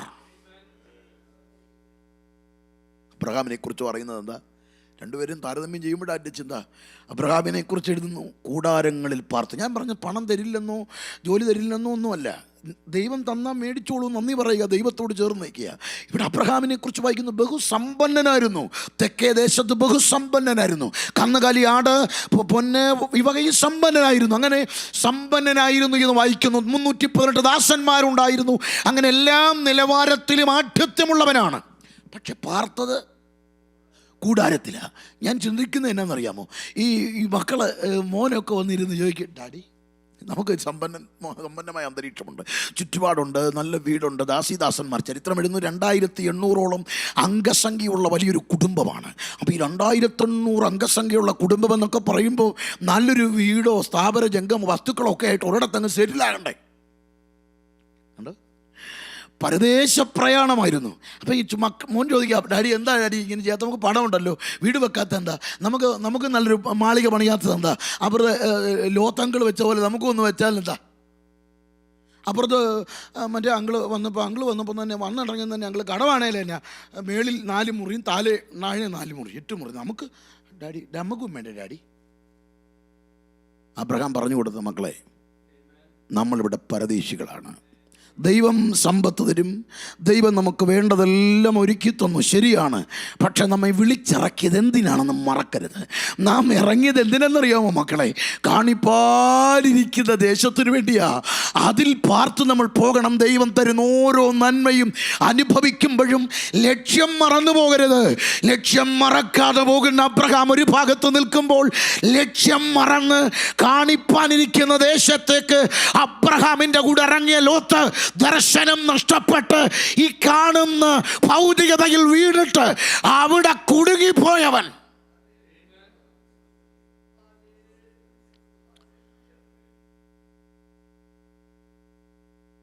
ഒരു സ്തോത്രം പറയാമോ? എന്താ സംഭവിച്ചതെന്നറിയാമോ? ദ്രവ്യാഗ്രഹം കയറി ഇവൻ വീഴുക. ദ്രവ്യാഗ്രഹത്തിന് 2 അർത്ഥമുണ്ട്. പണത്തിന് വേണ്ടി ഓടുകയും ചെയ്യും, ഇവൻ കൊടുക്കത്തുമില്ല, ചെലവിടത്തുമില്ല. അതായി ലോത്ത്. അങ്ങനെ സഭയിലില്ലേ എന്നോട്, പക്ഷേ എനിക്കങ്ങനെ പണത്തിനോടൊന്നും ആർത്തിയില്ല. സ്വോത്രാഴ്ച ഇടാൻ നേരം ഭയങ്കര ബുദ്ധിമുട്ടാണല്ലോ. അതാ ആർത്തി. പാസ്റ്റർ അതിനൊരു ആമേൻ പറഞ്ഞല്ലോ.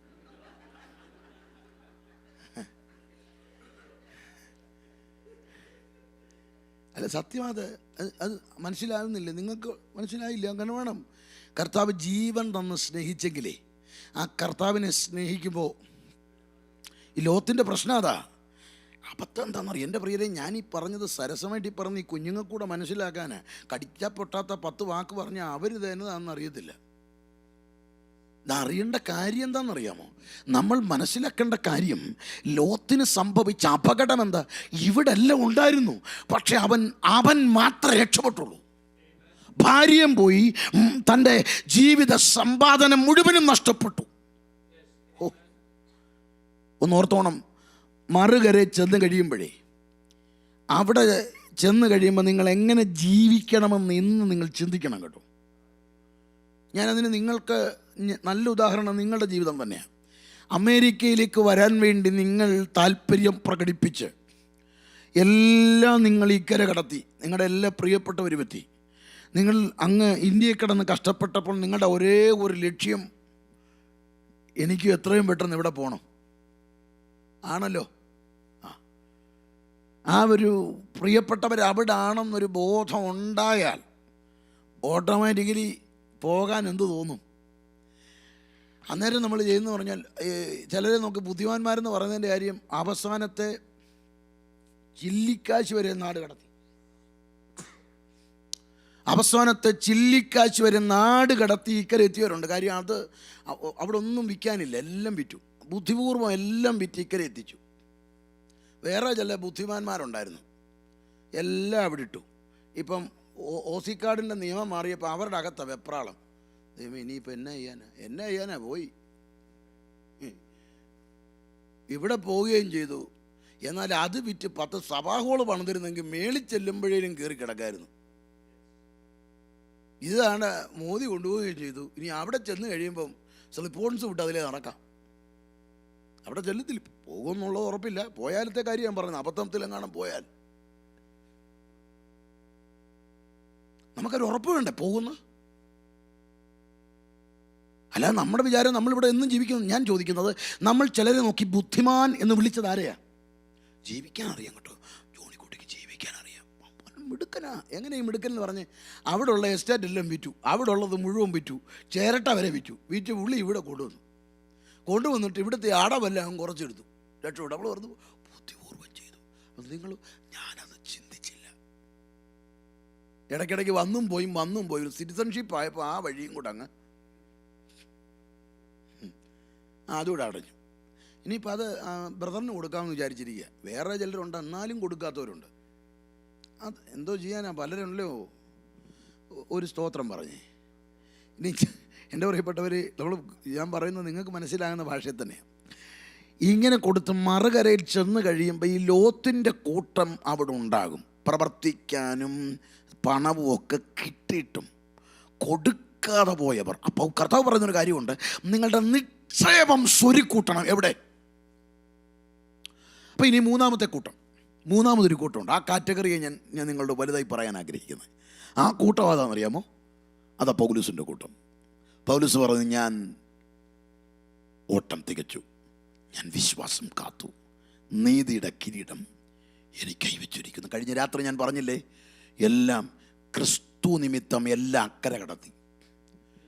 ക്രിസ്തു നിമിത്തം എല്ലാം അക്കരെ കടത്തി. പുള്ളിക്ക് ഉറപ്പായിരുന്നു പോകുമെന്ന്.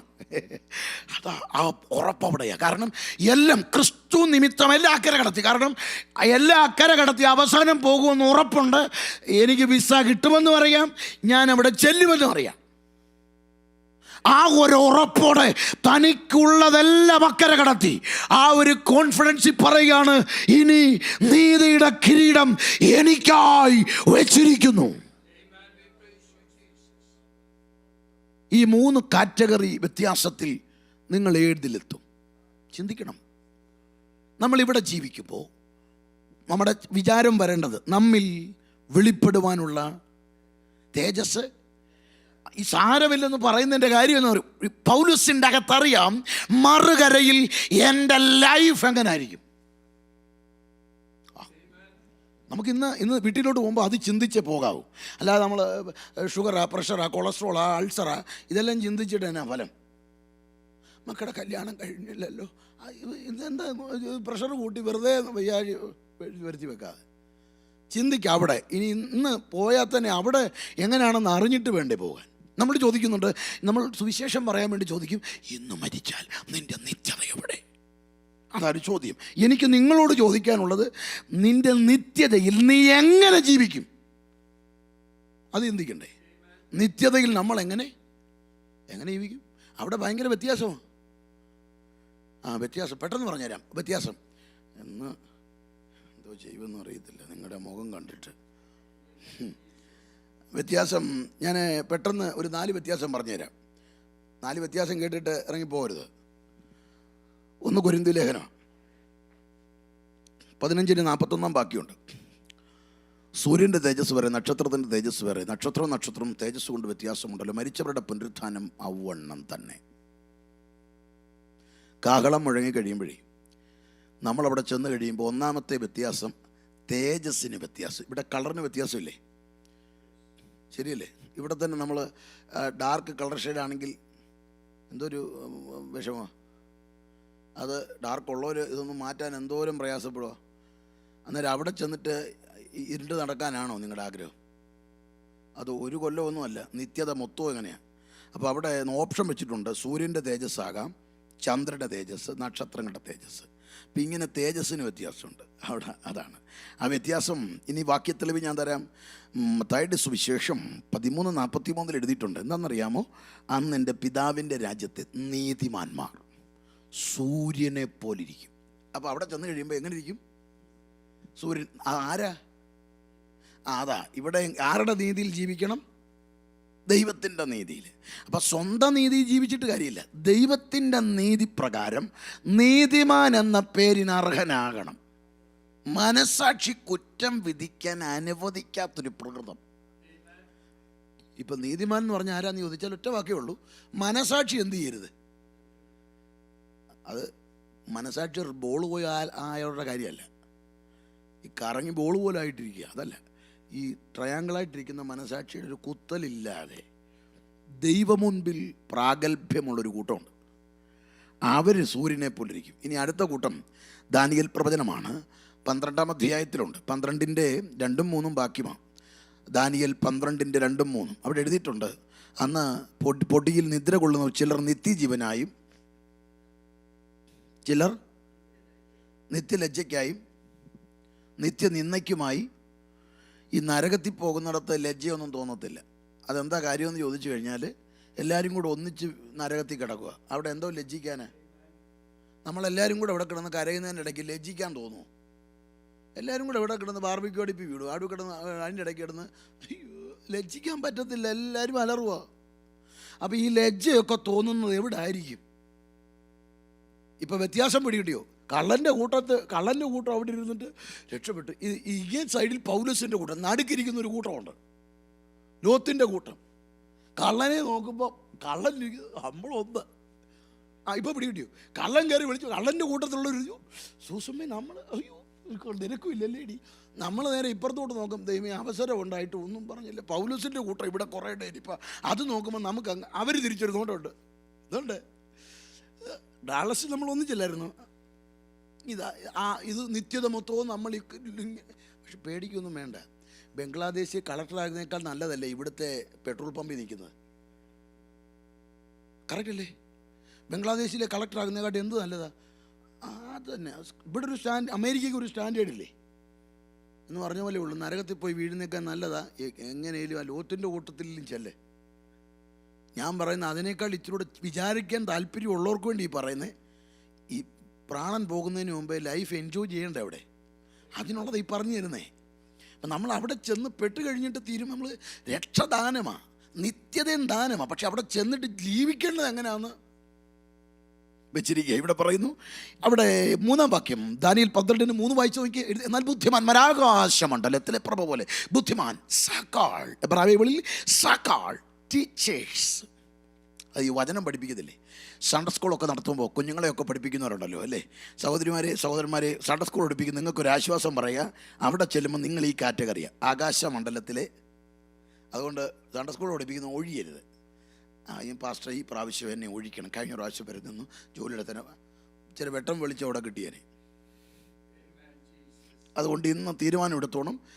സബ്സ്റ്റിറ്റ്യൂട്ടായിട്ട് പഠിപ്പിക്കുന്നവരുണ്ട്. നിങ്ങൾ പറയണം ഇനി അങ്ങനെ പറ്റത്തില്ല, ഞാനൊരു ക്ലാസ് എടുക്കാമെന്ന് പറയണം. കാര്യം അവിടെ ചെല്ലുമ്പോൾ ആകാശമണ്ഡലത്തിലെ പ്രഭ പോലെ. ജോലിസ്ഥലത്ത് എല്ലാവരിലും കുശലം പറയാൻ നേരമ്പോൾ നമുക്കറിയാം മറ്റോടെ കാര്യം എൻ്റെ കിട്ടിയിട്ടുണ്ട്, വാട്സാപ്പ് ഇന്നലെ വന്നായിരുന്നെന്നും പറഞ്ഞുകൊണ്ടിരിക്കാതെ പിടിച്ച് വചനം പഠിപ്പിക്കണം.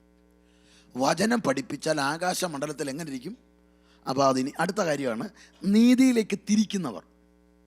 ഈ സുവിശേഷം പറഞ്ഞ ആത്മാക്കളെ നേടുന്ന പണി നമ്മൾ ചെറുതായിട്ട് നമ്മൾ ഓർക്കും, യോ പാവം പാവം അവരൊക്കെ സുവിശേഷ വേലക്കാരാണ്. ചിലർ അങ്ങനെ ആയിരിക്കുന്നത്. അവരൊക്കെ പാവം, മൂത്താള് എഞ്ചിനീയർ, ഡോക്ടർ, ഇളയാളും സുവിശേഷ വേലയാണ്. അത് പറയുമ്പോൾ ഒരു വൈക്ലഭ്യം. ഇതെല്ലാം കഴിഞ്ഞിട്ട് ഇവിടെ ഡോളർ കിട്ടി, മേളിൽ ചെന്ന് കഴിയുമ്പം പുള്ളി കയറി ഇരിക്കുന്ന സീറ്റ് അപ്പുറത്താണ്. അങ്ങേരുടെ റേഞ്ച് കണ്ടോ? സ്റ്റാർ പോലെ ഒന്ന് ഓർത്ത് നോക്കി. അവാർഡ് നൈറ്റ് നടക്കുമ്പോൾ സ്റ്റാർസ് പോകുന്ന പോലെ എല്ലാവരും ദൂതന്മാരുടെ ഇടയ്ക്ക് കൂടെ പുള്ളി പോകുമ്പോൾ നമ്മൾ ഇയാളെ മോനായിരുന്നു, അവനായിരുന്നു, അവന് ഡോക്ടറൊന്നും വേണ്ട, സുവിശേഷമാരെ മതി, അതുകൊണ്ടാവുമ്പോൾ ഒന്ന് സ്റ്റാറായിട്ട്. അപ്പം അതുകൊണ്ട് മക്കളെ ഒരാളെയും നേടിക്കണേ. നിങ്ങൾ പഠിക്കുന്ന സ്ഥലത്തോ ജോലി ചെയ്യുന്ന സ്ഥലത്തോ ഒരാളെങ്കിലും നേടണം. അവരോട് കഥ പറഞ്ഞ് അവരെ നശിപ്പിച്ച് കളയല്ല, കർത്താവിനെക്കുറിച്ച് പറഞ്ഞ് അവരെ നേടണം.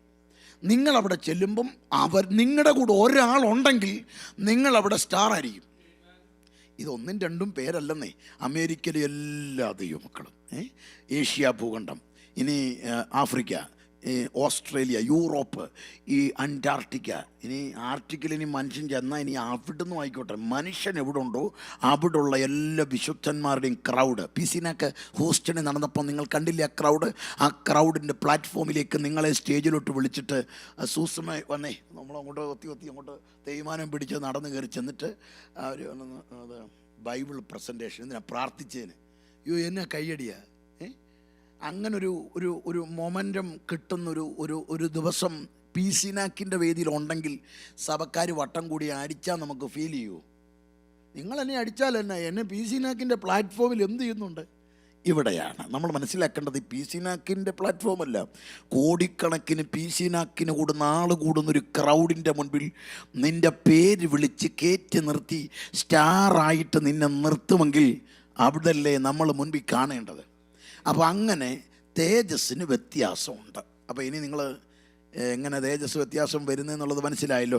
ഇനി അടുത്ത വ്യത്യാസം സ്ഥാനമാനത്തിന് വ്യത്യാസം, പൊസിഷന് വ്യത്യാസമുണ്ട്. അല്ലാതെ എല്ലാവരും കൂടെ ഫ്രണ്ടിലോട്ട് വന്നു, എവിടെ നിന്നാണ് നിങ്ങൾ വരുന്നത്? ഡാളസിൽ നിന്ന്. ഞങ്ങൾ അമേരിക്കയിൽ നിന്ന് സുവിശേഷ വേലയ്ക്കൊക്കെ കൊടുത്തു. ഓക്കെ, ഫ്രണ്ടിലത്തെ 7 കസേരയിലോട്ട് എല്ലാവരും കൂട്ടിയിരുന്നു എന്നും പറഞ്ഞ് നിങ്ങളെ പിടിച്ചിരുത്തുമെന്നൊന്നും അല്ല. ബൈബിൾ മത്തായി 5:19 വാക്യം ഒന്ന് വായിച്ചു നോക്കി. മത്തായി 5:19.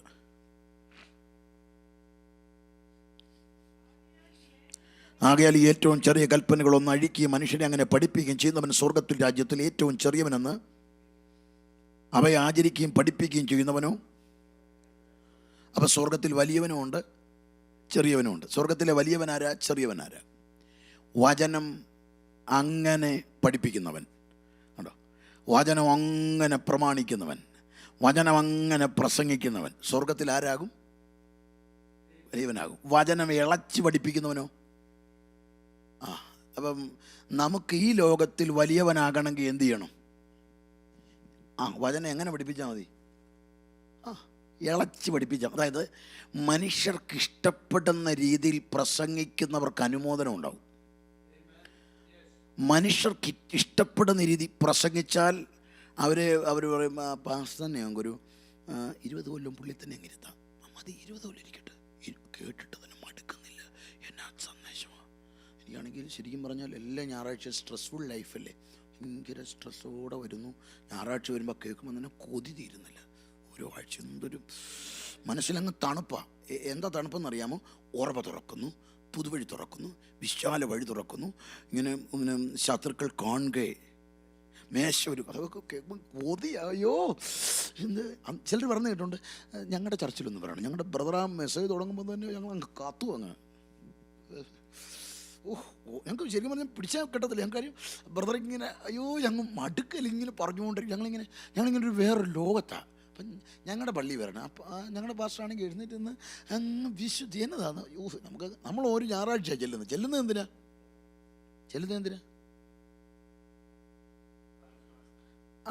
എന്താ ഈ ആശ്വാസം? നമ്മുടെ ആശ്വാസം ഏതാ? അത് ജോലിയിൽ 2 പേരെ മാറ്റിയിട്ട് നിനക്ക് വേണ്ടി 5-6 കസേര തരുന്നു, നീ ഓടി ഇരിക്കുന്നു, സന്തോഷം. അടുത്തത് നമുക്ക് ആശ്വാസം തരുമെന്ന് പറഞ്ഞു കഴിഞ്ഞാൽ, ഹോസ്പിറ്റലിൽ ശരിക്കും നിന്നെ ആണെങ്കിൽ നേഴ്സായി നിന്നെ പിടിച്ച് ഫിസിഷ്യനാക്കുക, അങ്ങ് നിന്നോട് പറയുന്നു അറിയാവുന്നത് മാറ്റി നീ അങ്ങ് തുടങ്ങിക്കോ. ഇതെല്ലാം അല്ലേ നമുക്ക് ആശ്വാസം ഇവിടെ നമുക്ക്. പക്ഷേ നമ്മൾ ഈ ആശ്വാസം പ്രതീക്ഷിക്കുന്നത്. ഈ ആശ്വാസത്തിന് നമ്മൾ പോകേണ്ടത് പബ്ബിലോ ക്ലബിലോ ഒക്കെ പോകണം. അവിടെ നല്ല ആശ്വാസം. ഇത് ആശ്വാസത്തിന് വന്ന സ്ഥലമാണോ? സ്വർഗത്തിൽ പോകണ്ടേ? അയ്യോ നമ്മൾ ഭയങ്കര കേടാണ് നമുക്ക്. ഇതെല്ലാം വചനം എന്ന വാള് കൊണ്ട് കുത്തുന്നു, സർജറി നടത്തുന്നു, അഴുക്കെടുത്ത് കളയുന്നു. ഓപ്പറേഷൻ തിയേറ്ററിൽ ചെന്നിട്ട് അവിടെ ഏതാണ്ട് പഞ്ഞി വെച്ച് വിടുവാണോ? അയ്യോ, അവിടെ കീറലും മുറിക്കലും തന്നെയല്ലേ. ഇത് നമ്മുടെ ആത്മീയ ജീവിതത്തിൻ്റെ ഒരു സർജറി നടക്കുന്ന സ്ഥലമാലയം. ഈ കൂടിവരവിലാണ് നമ്മൾ തികഞ്ഞവരാകുന്നത്. പക്ഷെ നമുക്ക് ഏറ്റവും ഇഷ്ടം ആരെയാണെന്ന് ചോദിച്ചാൽ നമ്മളോട് മറ്റേത് പറയണം. സിസ്റ്ററെ ഞാനിങ്ങനെ കാണുന്നത് എന്നാണെന്നറിയാമോ? സിസ്റ്റർ ശരിക്കും പറഞ്ഞാൽ സിസ്റ്റർ നേഴ്സാണോ? പക്ഷെ അങ്ങനല്ലല്ലോ കാണുന്നത്. സിസ്റ്റർ ശരിക്കും പറഞ്ഞാൽ അവിടുന്ന് ഡോക്ടറുടെ കസേരയിലിരുന്നിട്ട് മരുന്ന് കുറിക്കുന്ന കാണും. ആണോ? ആണോ? പുള്ളിക്ക് അപ്പോഴേ 3-4 ചെക്കെടുത്ത് കൊടുക്കുക, എഴുതി അങ്ങ് എടുക്കുക, പാസ്റ്റർക്ക് എഴുതി കൊടുക്കുക. അല്ലാതെ ഇപ്പം ഇതുപോലെ പഠിച്ചപ്പം പോലും ആരും എന്നെ അവിടെ ഇരുത്തിയിട്ടില്ല, പാസ്റ്റർ ഇരുത്തുക. നമ്മൾ പറയുന്നു എന്തൊരു പവർഫുൾ മീറ്റിംഗ് ആയിരുന്നു അറിയാമോ. എൻ്റെ ഹൃദയത്തെ ശരിക്കും പറഞ്ഞാൽ പാസ്റ്റർ നമുക്കൊരു 5-6 ദിവസം കൊണ്ടൊന്ന് വിളിക്കണം, അത് കേട്ടിട്ട് കൊണ്ട് മതി വരുന്നില്ല. ഇതാ നമ്മൾ. പക്ഷെ ദൈവവചനം, ദൈവം മറുകരയിൽ ചെല്ലുമ്പോൾ ആരെയാണ് കൂട്ടുന്നത്? ഞാൻ ഈ അമേരിക്ക വന്നപ്പോൾ എനിക്ക് നാട്ടിൽ നിന്ന് വന്ന പാസ്റ്റേഴ്സ്, ഇവിടുന്ന് വന്ന പാസ്റ്റേഴ്സ് എനിക്കന്നൊരു ക്ലാസ് അതായിരുന്നു. അവിടെ ചെന്ന് അമേരിക്കക്കാരെ നന്നാക്കാൻ വേണ്ടി ഒന്നും പറയരുത്, പറഞ്ഞാൽ നിങ്ങൾക്ക് ഡോളറൊന്നും കിട്ടത്തില്ല, ഞങ്ങൾ കഷ്ടപ്പെട്ടു പോകുന്നു. എൻ്റെ ദൈവം എന്നോട് പറഞ്ഞു, നീ അവിടെ ചെല്ലുമ്പോൾ എൻ്റെ പകരക്കാരനാണെന്നൊരു ബോധം നിനക്ക് വേണമെന്ന്.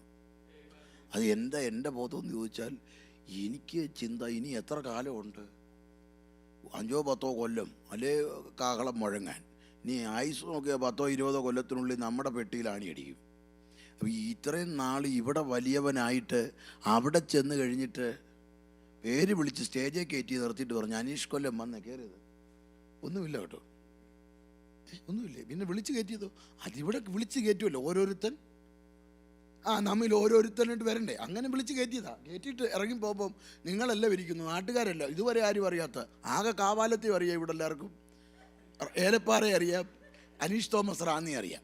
ഞാൻ എവിടെ ചെന്നാലും ഇത് ചിലരൊക്കെ പ്രാർത്ഥിക്കും, കർത്താവേ കാവാലപ്പാസ്റ്ററെ കൊണ്ട്. എൻ്റെ ദൈവമേ അത്ര വണ്ണമൊന്നുമില്ലാത്ത എന്നെ അങ്ങനെ ആക്കിയോ. വേറെ ദൈവമേ അനീഷ് പാസ്റ്റർ തോമസ്. അയ്യോ ഞാനല്ല, ഈ കളർ തന്നെ എന്തോ വ്യത്യാസമോ. മറ്റേ 2 പേരും ഞാനുമായിട്ട് ഒരുപാട് വ്യത്യാസം. എനിക്ക് മുടിയുണ്ട്, ഇപ്പം ഇത് വെച്ച് നോക്കുമ്പോൾ ഞാൻ ചിന്തിക്കുന്നത്, എൻ്റെ പൊന്നു പ്രിയപ്പെട്ടവർ, ഇതിലെല്ലാം കഴിഞ്ഞ് ഞാൻ ആ മറുകരയിൽ ചെന്ന് കഴിയുമ്പോൾ എല്ലാവരും കൂടെ അറിയാത്ത നാട്ടുകാർ വരെ എന്നെ കണ്ടിരുന്നത് ഇങ്ങനെ അടക്കം പറഞ്ഞ് ഞാൻ നിത്യത മുഴുവൻ നാണം കടണ്ടേ അവിടെ. എൻ്റെ മനസ്സിൽ ഇതാ കിടന്ന് വിങ്ങുന്നേ. അതല്ലേ നിങ്ങളീ അനങ്ങാതിരുന്നിട്ട് ഞാനിതീ പറയുന്നേ. ഈ നിങ്ങളിനി നന്നായില്ലല്ലോ എനിക്ക് കുഴപ്പമില്ല, നിങ്ങൾ നന്നായിട്ട് എനിക്കെന്താ. എനിക്ക് അവിടെ ചെല്ലുമ്പോൾ ഈ നന്നായോ എന്നുള്ളതിനല്ല എനിക്ക് റിവാർഡ്. നീ വചനം അതുപോലെ പറഞ്ഞോന്നാ, നീ വചനം അതുപോലെ പ്രസംഗിച്ചോണ. ഇതുകൊണ്ട് എൻ്റെ പ്രിയപ്പെട്ടവരെ ഒന്ന് നിങ്ങൾ ഓർക്കണം, നിങ്ങളുടെ പ്രിയപ്പെട്ട പാസ്റ്ററാകട്ടെ, ഈ കർത്തൃദാസന്മാരാരുമാകട്ടെ, ഈ വേദി കയറി നിന്ന് കർത്താവിൻ്റെ നാമത്തിൽ നിൽക്കുമ്പോൾ നിങ്ങളാദ്യം നോക്കേണ്ടത് പൗലോസ് ഇവിടെ നിന്നാൽ എന്തു പറയുമോ അത് അവർ പറയുന്നത്. കർത്താവ് ഇവിടെ നിന്നാൽ എന്ത് പറയുമോ അതാ പറയുന്നത്. അതിന് നമ്മൾ ആ മാന്യത കൊടുത്തേ മതിയാകൂ. കാരണം കർത്താവിൻ്റെ ശബ്ദമാണ്, അത് കേൾക്കാൻ നാം ബാധ്യസ്ഥരാണ്. ഇനി ഞാൻ ഒന്നുകൂടെ കടത്തി പറയാം. വചനം അതുപോലെ പ്രമാണിച്ചാൽ, അതുപോലെ ആചരിച്ചാൽ, വചനത്തെ ഉയർത്തിയാൽ, വചനം വായിച്ചാൽ, വചനം പ്രസംഗിച്ചാൽ, വചനം ചേർത്ത് പിടിച്ചാൽ, വചനത്തെ സ്നേഹിച്ചാൽ, പ്രൈസ് ദി ലോർഡ്. അപ്പം അതുകൊണ്ട് സ്വർഗത്തിൽ വലിയവനാകണമെങ്കിൽ വചനം അതുപോലെ പ്രസംഗിച്ചോണം, അതുപോലെ പറഞ്ഞോണം. ഇവിടെ ആരും കേട്ടില്ലെങ്കിൽ സാരമില്ലെന്നേ, ആരും അനുമോദിച്ചില്ലെങ്കിലും എൻ്റെ ഭാഷ നമുക്കെന്നാ, ആരും നമ്മുടെ കൂടില്ലേലും വചനം അതുപോലെ പറഞ്ഞോണം. ദൈവം കൂടെ കാണും. മറുകരയിൽ വിളി കേൾക്കും, നല്ലവനും വിശ്വസ്തനുമായ എൻ്റെ ദാസനെ. അവിടെ ഒരു വരവുണ്ട്. അയ്യോ എൻ്റെ ദൈവം, ഒന്ന് വിളിച്ചു നോക്കി. നല്ലവനും വിശ്വസ്തനുമായ ക്ലീറ്റസേ, നല്ലവനും വിശ്വസ്തനുമായ ജോർജേ, നല്ലവനും വിശ്വസ്തനുമായ രാജുവേ, നല്ലവനും വിശ്വസ്തനുമായ ജേക്കബേ, കയറിവാ എന്ന് പറയുമ്പോൾ നാട്ടുകാർ ചോദിക്കും, ഇതാരേത്? നമ്മുടെ ഭാഷയായിരുന്നു. ആണോ? നമ്മുടെ ഭാഷ അടി ഇതേ പോകുന്നടി. പോയാലേ ഉള്ളൂ, താഴെ കിടന്നാലും കാണാം, കുഴപ്പമൊന്നുമില്ല. താഴെ മേളോട്ട് നോക്കിയെന്ന് ധനവാൻ അങ്ങനല്ലേ, ധനവാൻ മേളോട്ട് നോക്കി, ലാസർ താഴോട്ട് നോക്കി, അങ്ങനെ കാണാം. പക്ഷേ വലിയ ഇൻട്രാക്ഷൻ ഒന്നും ഇല്ലെങ്കിലും കാണുകയൊക്കെ ചെയ്യാം. അപ്പോൾ വ്യത്യാസം, ഇനി ആ വ്യത്യാസം ക്ലാരിറ്റി വരുത്തുന്നത് വെളിപ്പാട് പുസ്തകമാണ്. വെളിപ്പാട് പുസ്തകം 11:18, 19:4 അവിടെ എഴുതിയിരിക്കുന്നത് ഇങ്ങനെയാണ്. 11:18 പറയുന്നത് പ്രതിഫലം കൊടുക്കുന്നതിനെ കുറിച്ച് പറയുകയാണ്. എന്താ എഴുതിയിരിക്കുന്നത്? പ്രതിഫലം കൊടുക്കുന്നതിനെ കുറിച്ച് അവിടെ ഇരിക്കുന്ന പദം നിങ്ങൾ ശ്രദ്ധിച്ചോണം. എന്താണെന്നറിയാമോ? യഹോവയുടെ ദാസന്മാരായ പ്രവാചകന്മാർക്കും വിശുദ്ധന്മാർക്കും ചെറിയവരും വലിയവരുമായ നിന്റെ ഭക്തന്മാർക്കും പ്രതിഫലം കൊടുക്കാനുള്ള നാഴിക വന്നു. അപ്പോൾ പ്രതിഫലം കൊടുക്കുന്ന കൂട്ടത്തിൽ ചെറിയവരുമുണ്ട്, വലിയവരുമുണ്ട്. 19:4-5 വാക്യത്തിൽ സ്വർഗത്തിലെ ആരാധനയാണ്. ആ ആരാധന ഇവിടെ നിര പറയുമ്പോൾ പഠിക്കുന്നുണ്ടോ? ആ 5-ാം വാക്യത്തിൽ കണ്ടോ? വെളിപ്പാട് പുസ്തകം 19:4 വലിച്ചു പോവാ. ദൈവത്തിൻ്റെ സകല ദാസന്മാരും ഭക്തന്മാരുമായി ചെറിയവരും വലിയവരുമുള്ള ആയുരോ അവനെ വാഴ്ത്തുവിൻ. അതിൻ്റെ അർത്ഥം അവിടെ ആരാധന നടക്കുമ്പോഴും ചെറിയവരും. എത്ര ശ്രേഷ്ഠമാണ്. ഇനി എൻ്റെ ചോദ്യം, സ്വർഗത്തിൽ സ്ഥാനമാനമുണ്ട്, സ്വർഗത്തിൽ തേജസ്സുണ്ട്, കളർ വ്യത്യാസം. നമ്മളിനി എങ്ങനെ അവിടെ ലൈഫ് എൻജോയ് ചെയ്യണം? ഇങ്ങനെ കാറ്റഗറി തിരിക്കുന്നെങ്കിൽ മുൻപിലൊക്കെ ഇരിക്കണം. നീ അടുത്ത കാറ്റഗറി എന്താണെന്നറിയോ? കിരീടത്തിന് വ്യത്യാസമാണ്. നമ്മൾ ഓർത്തത്, നമ്മൾ എവിടെ നിന്ന് വരുന്നത്? നിങ്ങൾ ഡാളസിൽ നിന്ന്, ഫിലദൽഫിയ സെക്രട്ടറി എന്തി? സെക്രട്ടറി വന്നേ, കിരീടം എടുത്താൽ കൊടുത്തേര്. സെക്രട്ടറി വന്നു, കൂടെ നിന്ന് എല്ലാവരും കൂടെ അച്ചായ മാമ എന്ത് ചെയ്യുന്ന, നിങ്ങളെല്ലാവരും കൂടെ സഞ്ചിക്കാത്തിട്ട് കവറിലിട്ടിട്ട് പുത്തമ്പുരയ്ക്കൽക്കാർക്കുള്ള കിരീടങ്ങൾ, നിങ്ങൾ വടക്കേക്കുറ്റ് നിങ്ങൾക്കല്ല ഇവിടെ കിരീടങ്ങൾ. അങ്ങനല്ല, ഓരോന്നിനെ വിളിച്ച് സ്റ്റേജിൽ കയറ്റി നിർത്തും. എന്നിട്ട് എല്ലാവരുടെയും മുമ്പിൽ വെച്ച് പറയും, ഇപ്പം ചെയ്തതൊക്കെ നമുക്ക് കാണണ്ടേ, ഡിസ്പ്ലേയിലോട്ട് കാണിക്കും. വലിയ ഡിസ്പ്ലേ ഇതൊക്കെ സാമ്പിളാണ്. ഇതുപോലുള്ള ഡിസ്പ്ലേ മുഴുവനുണ്ട്. കാരണം എല്ലാ ഭൂഖണ്ഡത്തിലെ ആളുകളാണ്, പല ലാംഗ്വേജിൽ ആളുകളിരിക്കുകയല്ലയോ. അപ്പോൾ എല്ലായിടത്തെ ആളുകൾ ഇപ്പോൾ ഇത് എല്ലായിടത്തും വലിയ വലിയ സ്ക്രീനുകളാണ്. നമ്മളെ സ്റ്റേജിൽ കയറ്റി നിർത്തും, നമ്മളിങ്ങനെ ഹൈലൈറ്റ് ചെയ്യും. അപ്പോൾ നമ്മൾ പറയുന്നു, കണക്ക് ബോധിപ്പിക്കുന്നു. അപ്പോൾ നമ്മളോട് ചോദിക്കും, ചെയ്തതെന്ന് പറഞ്ഞപ്പോൾ നിങ്ങൾ പേടിക്കരുത്, അതൊന്നും കാണത്തില്ല. ചില അച്ചായന്മാരുടെ മുഖത്തൊരു ഉൾപേടി വന്നു. ദൈവമേ, ഇനി പിള്ളേരുമായിട്ട് നിൽക്കുമ്പോഴെല്ലാം കൂടെ അല്ലേ, അങ്ങനെ ഒരു പേടി വന്നില്ലേ? പേടിക്കണ്ട, നിങ്ങൾക്ക് ധൈര്യം. അതിലേലും നിങ്ങൾ ഇനി അതിൻ്റെ പേര് സ്വർഗത്തിൽ പോകാതിരിക്കരുത്. അതിലെല്ലാം കൂടെ കേട്ടിട്ട് ദൈവമേ ഞാൻ എങ്ങനെയാണ് വരുന്നില്ല. അവിടെ എഴുതിയിരിക്കുന്നത് ഇങ്ങനെ, കർത്താവിൻ്റെ നാമത്തിൽ ചെയ്തത് നല്ലതാകിലും തീയതാകിലും. അഗാത്തോസ് ഫോളോസ് പ്രാസോ എന്ന. അഗാത്തോസ് ഫോളോസ് പ്രയോജനമുള്ളത്, പ്രയോജനമില്ലാത്തത്. പ്രാസോ ചെയ്തത്. എവിടെന്നറിയാമോ? കർത്താവിൻ്റെ നാമത്തിൽ ചെയ്തത്. ഇപ്പോൾ ആശ്വാസമായോ? സന്തോഷമായില്ലേ?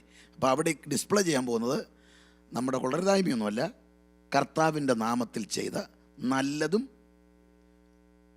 വല്ലതും ഉണ്ടോ? അയ്യോ, സ്വോത്രകാഴ്ച കിട്ടും. അത് മറ്റേ 1 വെച്ച 10 അത് ലക്ഷ്യത്തിലിട്ടതല്ലേ നമ്മളോട് പറഞ്ഞത്. കൊടുത്താൽ അപ്പോൾ നമ്മളത് കിട്ടാൻ വേണ്ടി കൊടുത്തു. അതിനൊന്നുമില്ല, അതൊന്നും അതല്ല എനിക്ക് വേണ്ടി ചെയ്തത്. ഞാൻ ഉപവാസ പ്രാർത്ഥനയ്ക്ക് പോയി, അത് നിൻ്റെ വിഷയം കൊണ്ട് വന്നതല്ലേ. ഞാൻ ആരാധനയ്ക്ക് പോയി, എന്തിനാ? വാസറെ പേടിച്ച് പോയതല്ലേ. പിന്നെ എന്തുവാ ചെയ്തേ? ആളുകളിങ്ങനെ നോക്കിയിരിക്കുക. അപ്പം പറ, പിന്നെ തോസുകുട്ടി എന്തോ ചെയ്തേ? അത് നിന്ന് പരുങ്ങുക അവിടെ നിന്ന്. പറ, അവർ പറയട്ടെ. ഞാൻ കൺവെൻഷൻ നടത്തി. കൺവെൻഷൻ നടത്തി, ഓക്കെ. അപ്പോൾ കൺവെൻഷൻ നടത്തി എന്ന് എഴുതി വന്നു. അപ്പോൾ അതെല്ലാവരും ക്ലാപ്പ് ചെയ്തു. തോസുകുട്ടി കൺവെൻഷൻ നടത്തി. ഉടനെ അപ്പം കർത്താവ് പറഞ്ഞു, നിങ്ങൾ കൈയടിക്കാൻ വരട്ടെ, അടുത്തൊന്നുകൂടെ ഉണ്ട്. ഇതിൻ്റെ പ്രവൃത്തിയാണ് ഈ കൺവെൻഷൻ നടത്തിയത്. ഇതിൻ്റെ രഹസ്യം സഭാപ്രസംഗി 12:14. ഒന്ന് നോക്കിക്കത്. അതിട് പോയി. സഭാപ്രസംഗി 12:14 ലാസ്റ്റ് വാക്യം. എക്ലീഷ്യസ് തേണ്ടതാ നോക്കിയോ, എങ്ങനെ എഴുതിയിരിക്കുന്നത്? നല്ലതും തീയതുമായ സകല പ്രവൃത്തിയെയും എങ്ങനെ വരുത്തുന്നത്? അതായത് നമ്മൾ കൺവെൻഷൻ നടത്തി. ഏതാ കൺവെൻഷൻ നടത്തി?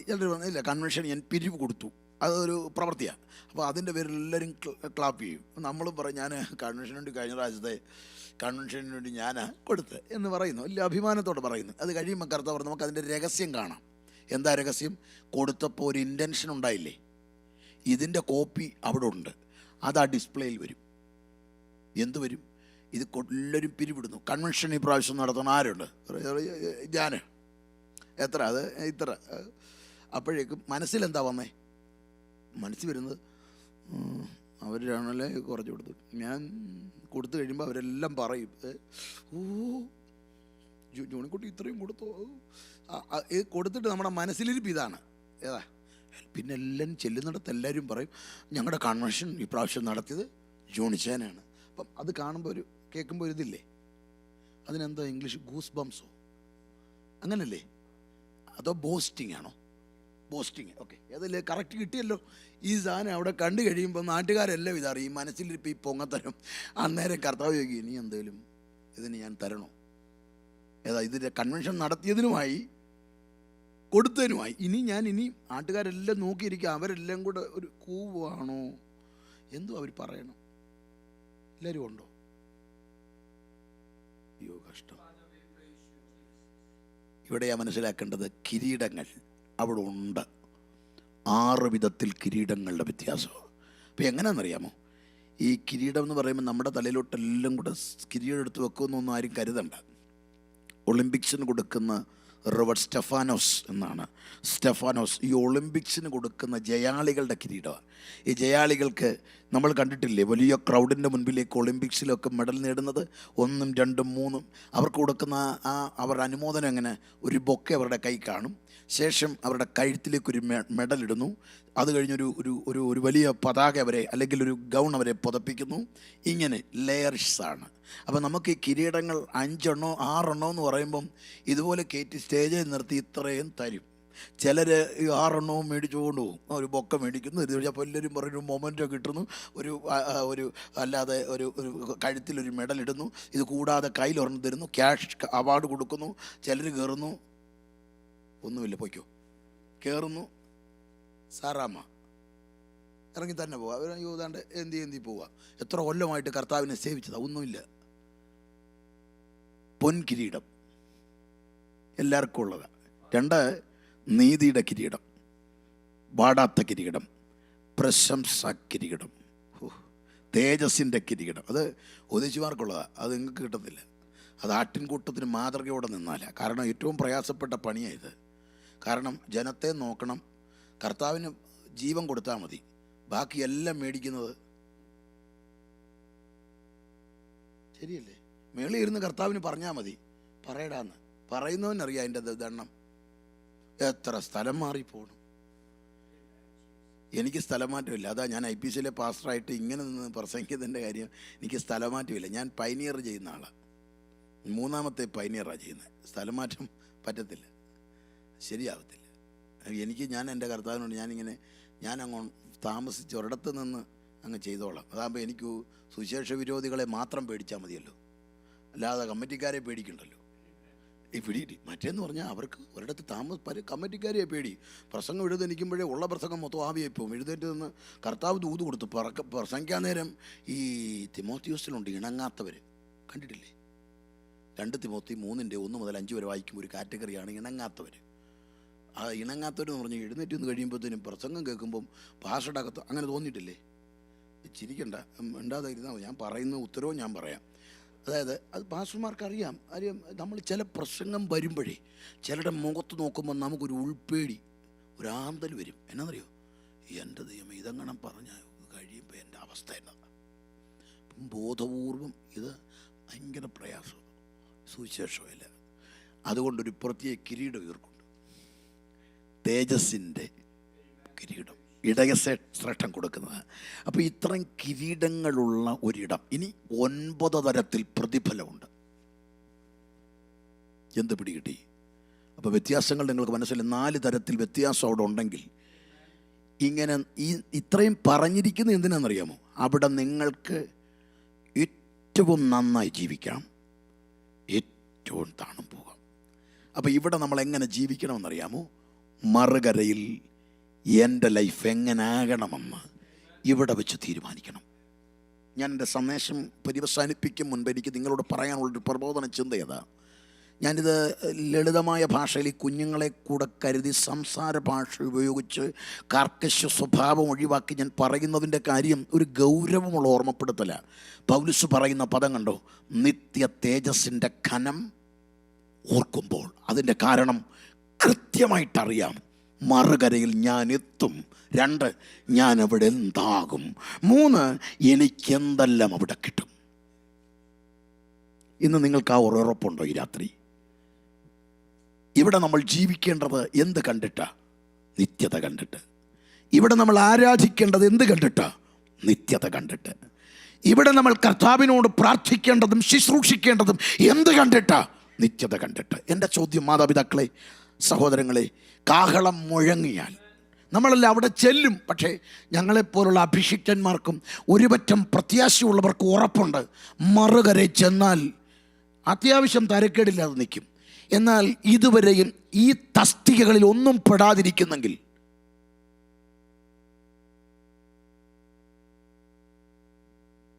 പ്രായമുള്ളവരെ, മാതാപിതാക്കളെ, കുഞ്ഞുങ്ങളെ, ഇതുവരെ നിങ്ങളൊരാളെ നേടിയിട്ടില്ലെങ്കിൽ ഇന്ന് രാത്രി എടുക്കേണ്ട തീരുമാനം എന്താണെന്നറിയാമോ? സമയം ഇനി അധികമില്ല.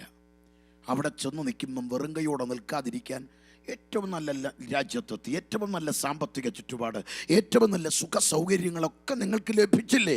ഇത്രയും നിങ്ങൾ നന്നായി ക്രമീകരിച്ചെങ്കിൽ മറുകരയിൽ അവിടെ എത്തുമെങ്കിൽ അവിടെ എങ്ങനെ ജീവിക്കണമെന്നൊന്ന് ചിന്തിച്ചുകൂടെ ഈ രാത്രി? ഞാൻ എല്ലാവരോടും പറയുന്നു, നിങ്ങൾക്കറിവുള്ള ആളാണ് ഈ ORU പഠിച്ച അലൻ ജോൺ ചൗ. 2018 അലൻ ജോൺ ചൗ എന്ന അമേരിക്കൻ പൗരത്വമുള്ള ഈ ചെറുപ്പക്കാരൻ തൻ്റെ കർത്താവിൻ്റെ ഇടപെടലിൻ്റെ എൻകൗണ്ടറിൽ സുവിശേഷം പറയാനുള്ള ആത്മഭാരം തന്നിൽ ചലിച്ചു. താൻ അന്വേഷിച്ചപ്പോൾ കണ്ടത്, നിയോഗം കിട്ടിയതെനിക്ക് ഇന്ത്യൻ ഉപഭൂഖണ്ഡത്തിലെ ആൻഡമാൻ നിക്കോബാർ ദ്വീപ് സമൂഹത്തിലെ സെന്റിനൽ ദ്വീപുവാസികൾ സുവിശേഷം കേട്ടിട്ടില്ല, വളരെ കുറച്ച് പേര് മാത്രം. തൻ്റെ ഹൃദയത്തിൽ ആത്മഭാരം വന്നു. അലൻ ജോ തീരുമാനിച്ചു, ഞാൻ അവിടേക്ക് പോകുകയാണ്. തൻ്റെ മാതാപിതാക്കളുമായിട്ട് യാത്ര പറഞ്ഞ് അലൻ ജോൺ ചൗ പോകുകയാണ്. 27 വയസ്സേ ഉള്ള, ഓർക്കണേ. നേരെ ഇന്ത്യൻ ഉപഭൂഖണ്ഡത്തിൽ ആൻഡമാൻ നിക്കോബാർ ദ്വീപ് സമൂഹം, അവിടെ IPC സഭയിൽ ചെന്നു. ഞാൻ അവിടെ ചെന്ന് ആ അലൻ ജോൺ ചൗവിനെ കൊണ്ടുപോയ ചെറുപ്പക്കാരനുമായി ഞാൻ അടുത്തിടപഴകി. ആ ചെറുപ്പക്കാരനിലൂടെ ഞാൻ അറിഞ്ഞതും കൂടെ ചേർത്ത് പറയുക. ആ ചെറുപ്പക്കാരൻ ഇവർ കുറേ സംഘമായിട്ട് ചേർന്ന് അലൻ ജോൺ ചൗവിനെ ആ സെന്റിനൽ ദ്വീപ് കാട്ടാൻ കൊണ്ടുപോയി. ആ തീരത്തെത്തുമ്പോൾ വിഷം പുരട്ടി അമ്പ് തൊടുത്തു. തൻ്റെ ബൈബിളിനെ തുളച്ചു ആദ്യ അസ്ത്രം.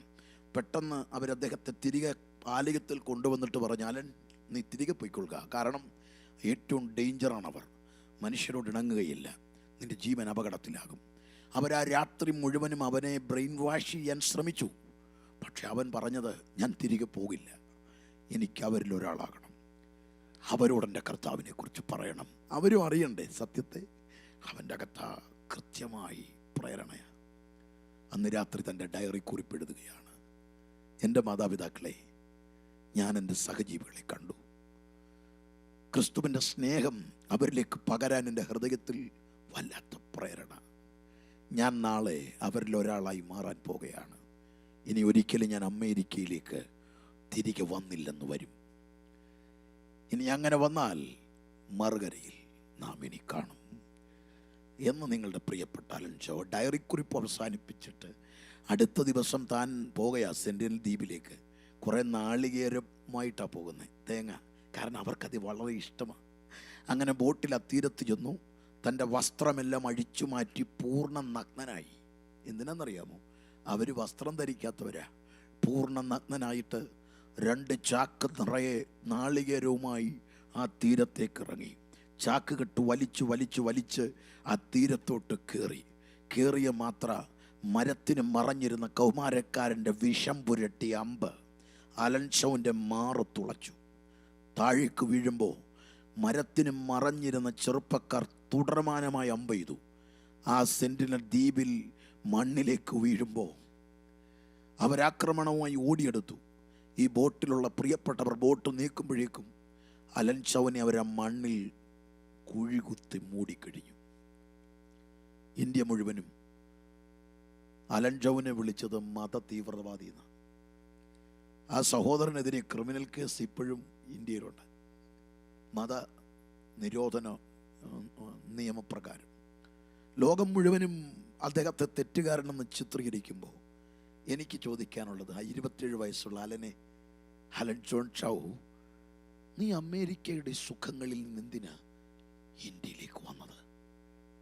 നിന്നെ ഇന്ത്യയിലേക്ക് കൊണ്ടുവന്ന പ്രേരിപ്പിച്ച ഘടകമെന്താ? നീ എന്തിനു വേണ്ടിയാ നിന്റെ ജീവൻ പൊലിയുമെന്നറിഞ്ഞിട്ടും ഇവിടെ വന്നത്? അവന് പറയാൻ പറ്റും, നിത്യത.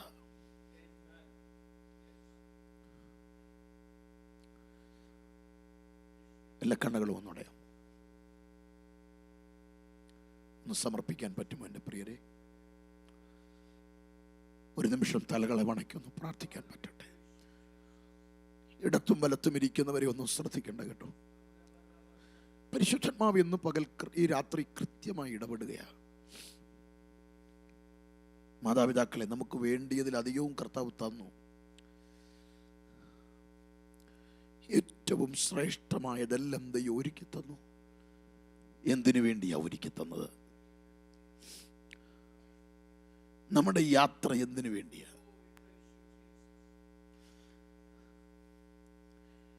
മറുകരയിൽ നാമും ചെന്ന് ചേരും. ഒരു കൂട്ടം വിശുദ്ധന്മാർ മറുകരയിലെത്തിയിട്ടുണ്ട്. അലൻ ചൗ രക്തസാക്ഷികളിൽ ഒരു വ്യക്തി മാത്രമാണ്. ഒറീസയുടെ മണ്ണിൽ തഴ അറുത്തു മാറ്റിയിട്ട് കുഞ്ഞുങ്ങളുടെ മുൻപിലേക്കാണ് പിതാവിനെ കൊണ്ട് കിടത്തിയത്. കൈയും കാലും വെട്ടിക്കളഞ്ഞ് ശിരസും വെട്ടിക്കളഞ്ഞിട്ട് കൈകാലുകളും തലയുമില്ലാത്ത ഉടലുകൾ കൂട്ടിയിട്ടാണ് മണിപ്പൂരിൽ കത്തിച്ചത്. 6 അടി മണ്ണിൽ കുഴി കുത്തി നിറച്ച് ഉമി നിറച്ച് തീ കൊടുത്തു വെന്തു വെണ്ണീറായത് ലക്ഷങ്ങൾ. ആരംഭകാല പീഡാകാലത്ത് ആഴ്ചകൾ പട്ടിണി കിടന്ന മൃഗത്തിൻ്റെ മുൻപിലേക്ക് നടന്നെടുക്കുമ്പോൾ ആ വിശുദ്ധന്മാരോടൊക്കെ അന്ന് ചോദിച്ച ചോദ്യം, യേശു വേണോ അതോ നിങ്ങൾക്കിവിടെ ജീവിക്കണോ? അവര് പറഞ്ഞത്, ഞങ്ങൾക്ക് വേണ്ടത് നിത്യതയാണ്. അങ്ങനെ ഒരു കൂട്ടം വിശുദ്ധന്മാർ മറുകരയിൽ പ്രതിഫലം വാങ്ങുമ്പോൾ അമേരിക്ക എന്ന ഈ മണ്ണിൽ നിന്ന് നാം അവിടെ ചെല്ലുമ്പോൾ നിന്റെ കരം ബലപ്പെട്ടിരിക്കുമോ? ഞാൻ കാര്യം തീർക്കുന്ന നാളിൽ നിന്റെ കരം ബലപ്പെട്ടിരിക്കുമോ? നീ ധൈര്യത്തോടെ നിൽക്കുമോ? ഈ രാത്രി ഇതൊരു മിഷൻ ചലഞ്ചായി ദൈവം ആഗ്രഹിക്കുന്നു കേട്ടോ. സമയം ഇനി അധികമില്ല. അവസരം തന്നാൽ കർത്താവേ, ഞാൻ നിനക്ക് വേണ്ടി വേല ചെയ്യും. നിത്യത കണ്ട് ഞാനിവിടെ ജീവിക്കുമെന്ന്, ആ നിത്യത കണ്ട് ഞാൻ ഇനി എൻ്റെ സമയം ചെലവിടുമെന്ന് തീരുമാനമുള്ളവരുണ്ടോ? ഇന്ന് രാത്രി അവസരം തന്നാൽ ഞാൻ കർത്താവിന് വേണ്ടി ശബ്ദിക്കും, കർത്താവിന് വേണ്ടി ഞാൻ പ്രവർത്തിക്കും, കർത്താവിന് വേണ്ടി ഞാൻ പോകും. അങ്ങനൊരു തീരുമാനമെടുക്കുക. സമയം വളരെ കുറവല്ലേ നമുക്ക് മുൻപിൽ? കാഹളനാദം മുഴങ്ങാൻ പോകുകയാണ്. ഇനി ഒരു ജനറേഷൻ നമുക്ക് മുൻപിൽ ഉണ്ടാകില്ല. നാമാണ് അവസാന ജനറേഷൻ.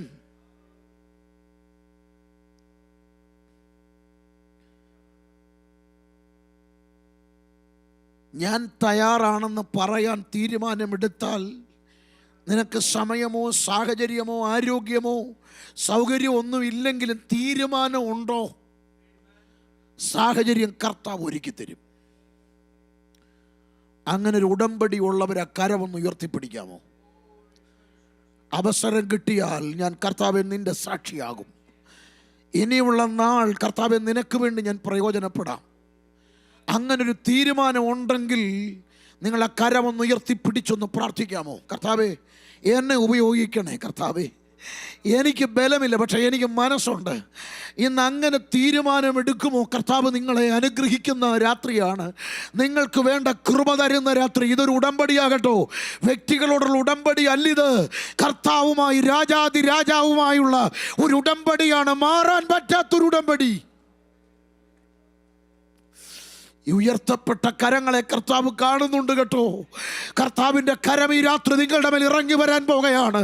മറുകരയിലേക്ക് ആളെ കൂട്ടാനുള്ള വലിയ നിയോഗത്തിലേക്ക് കർത്താവ് ഈ രാത്രി നിങ്ങളെ പേർ ചൊല്ലി വിളിക്കുന്ന രാത്രിയാണ്.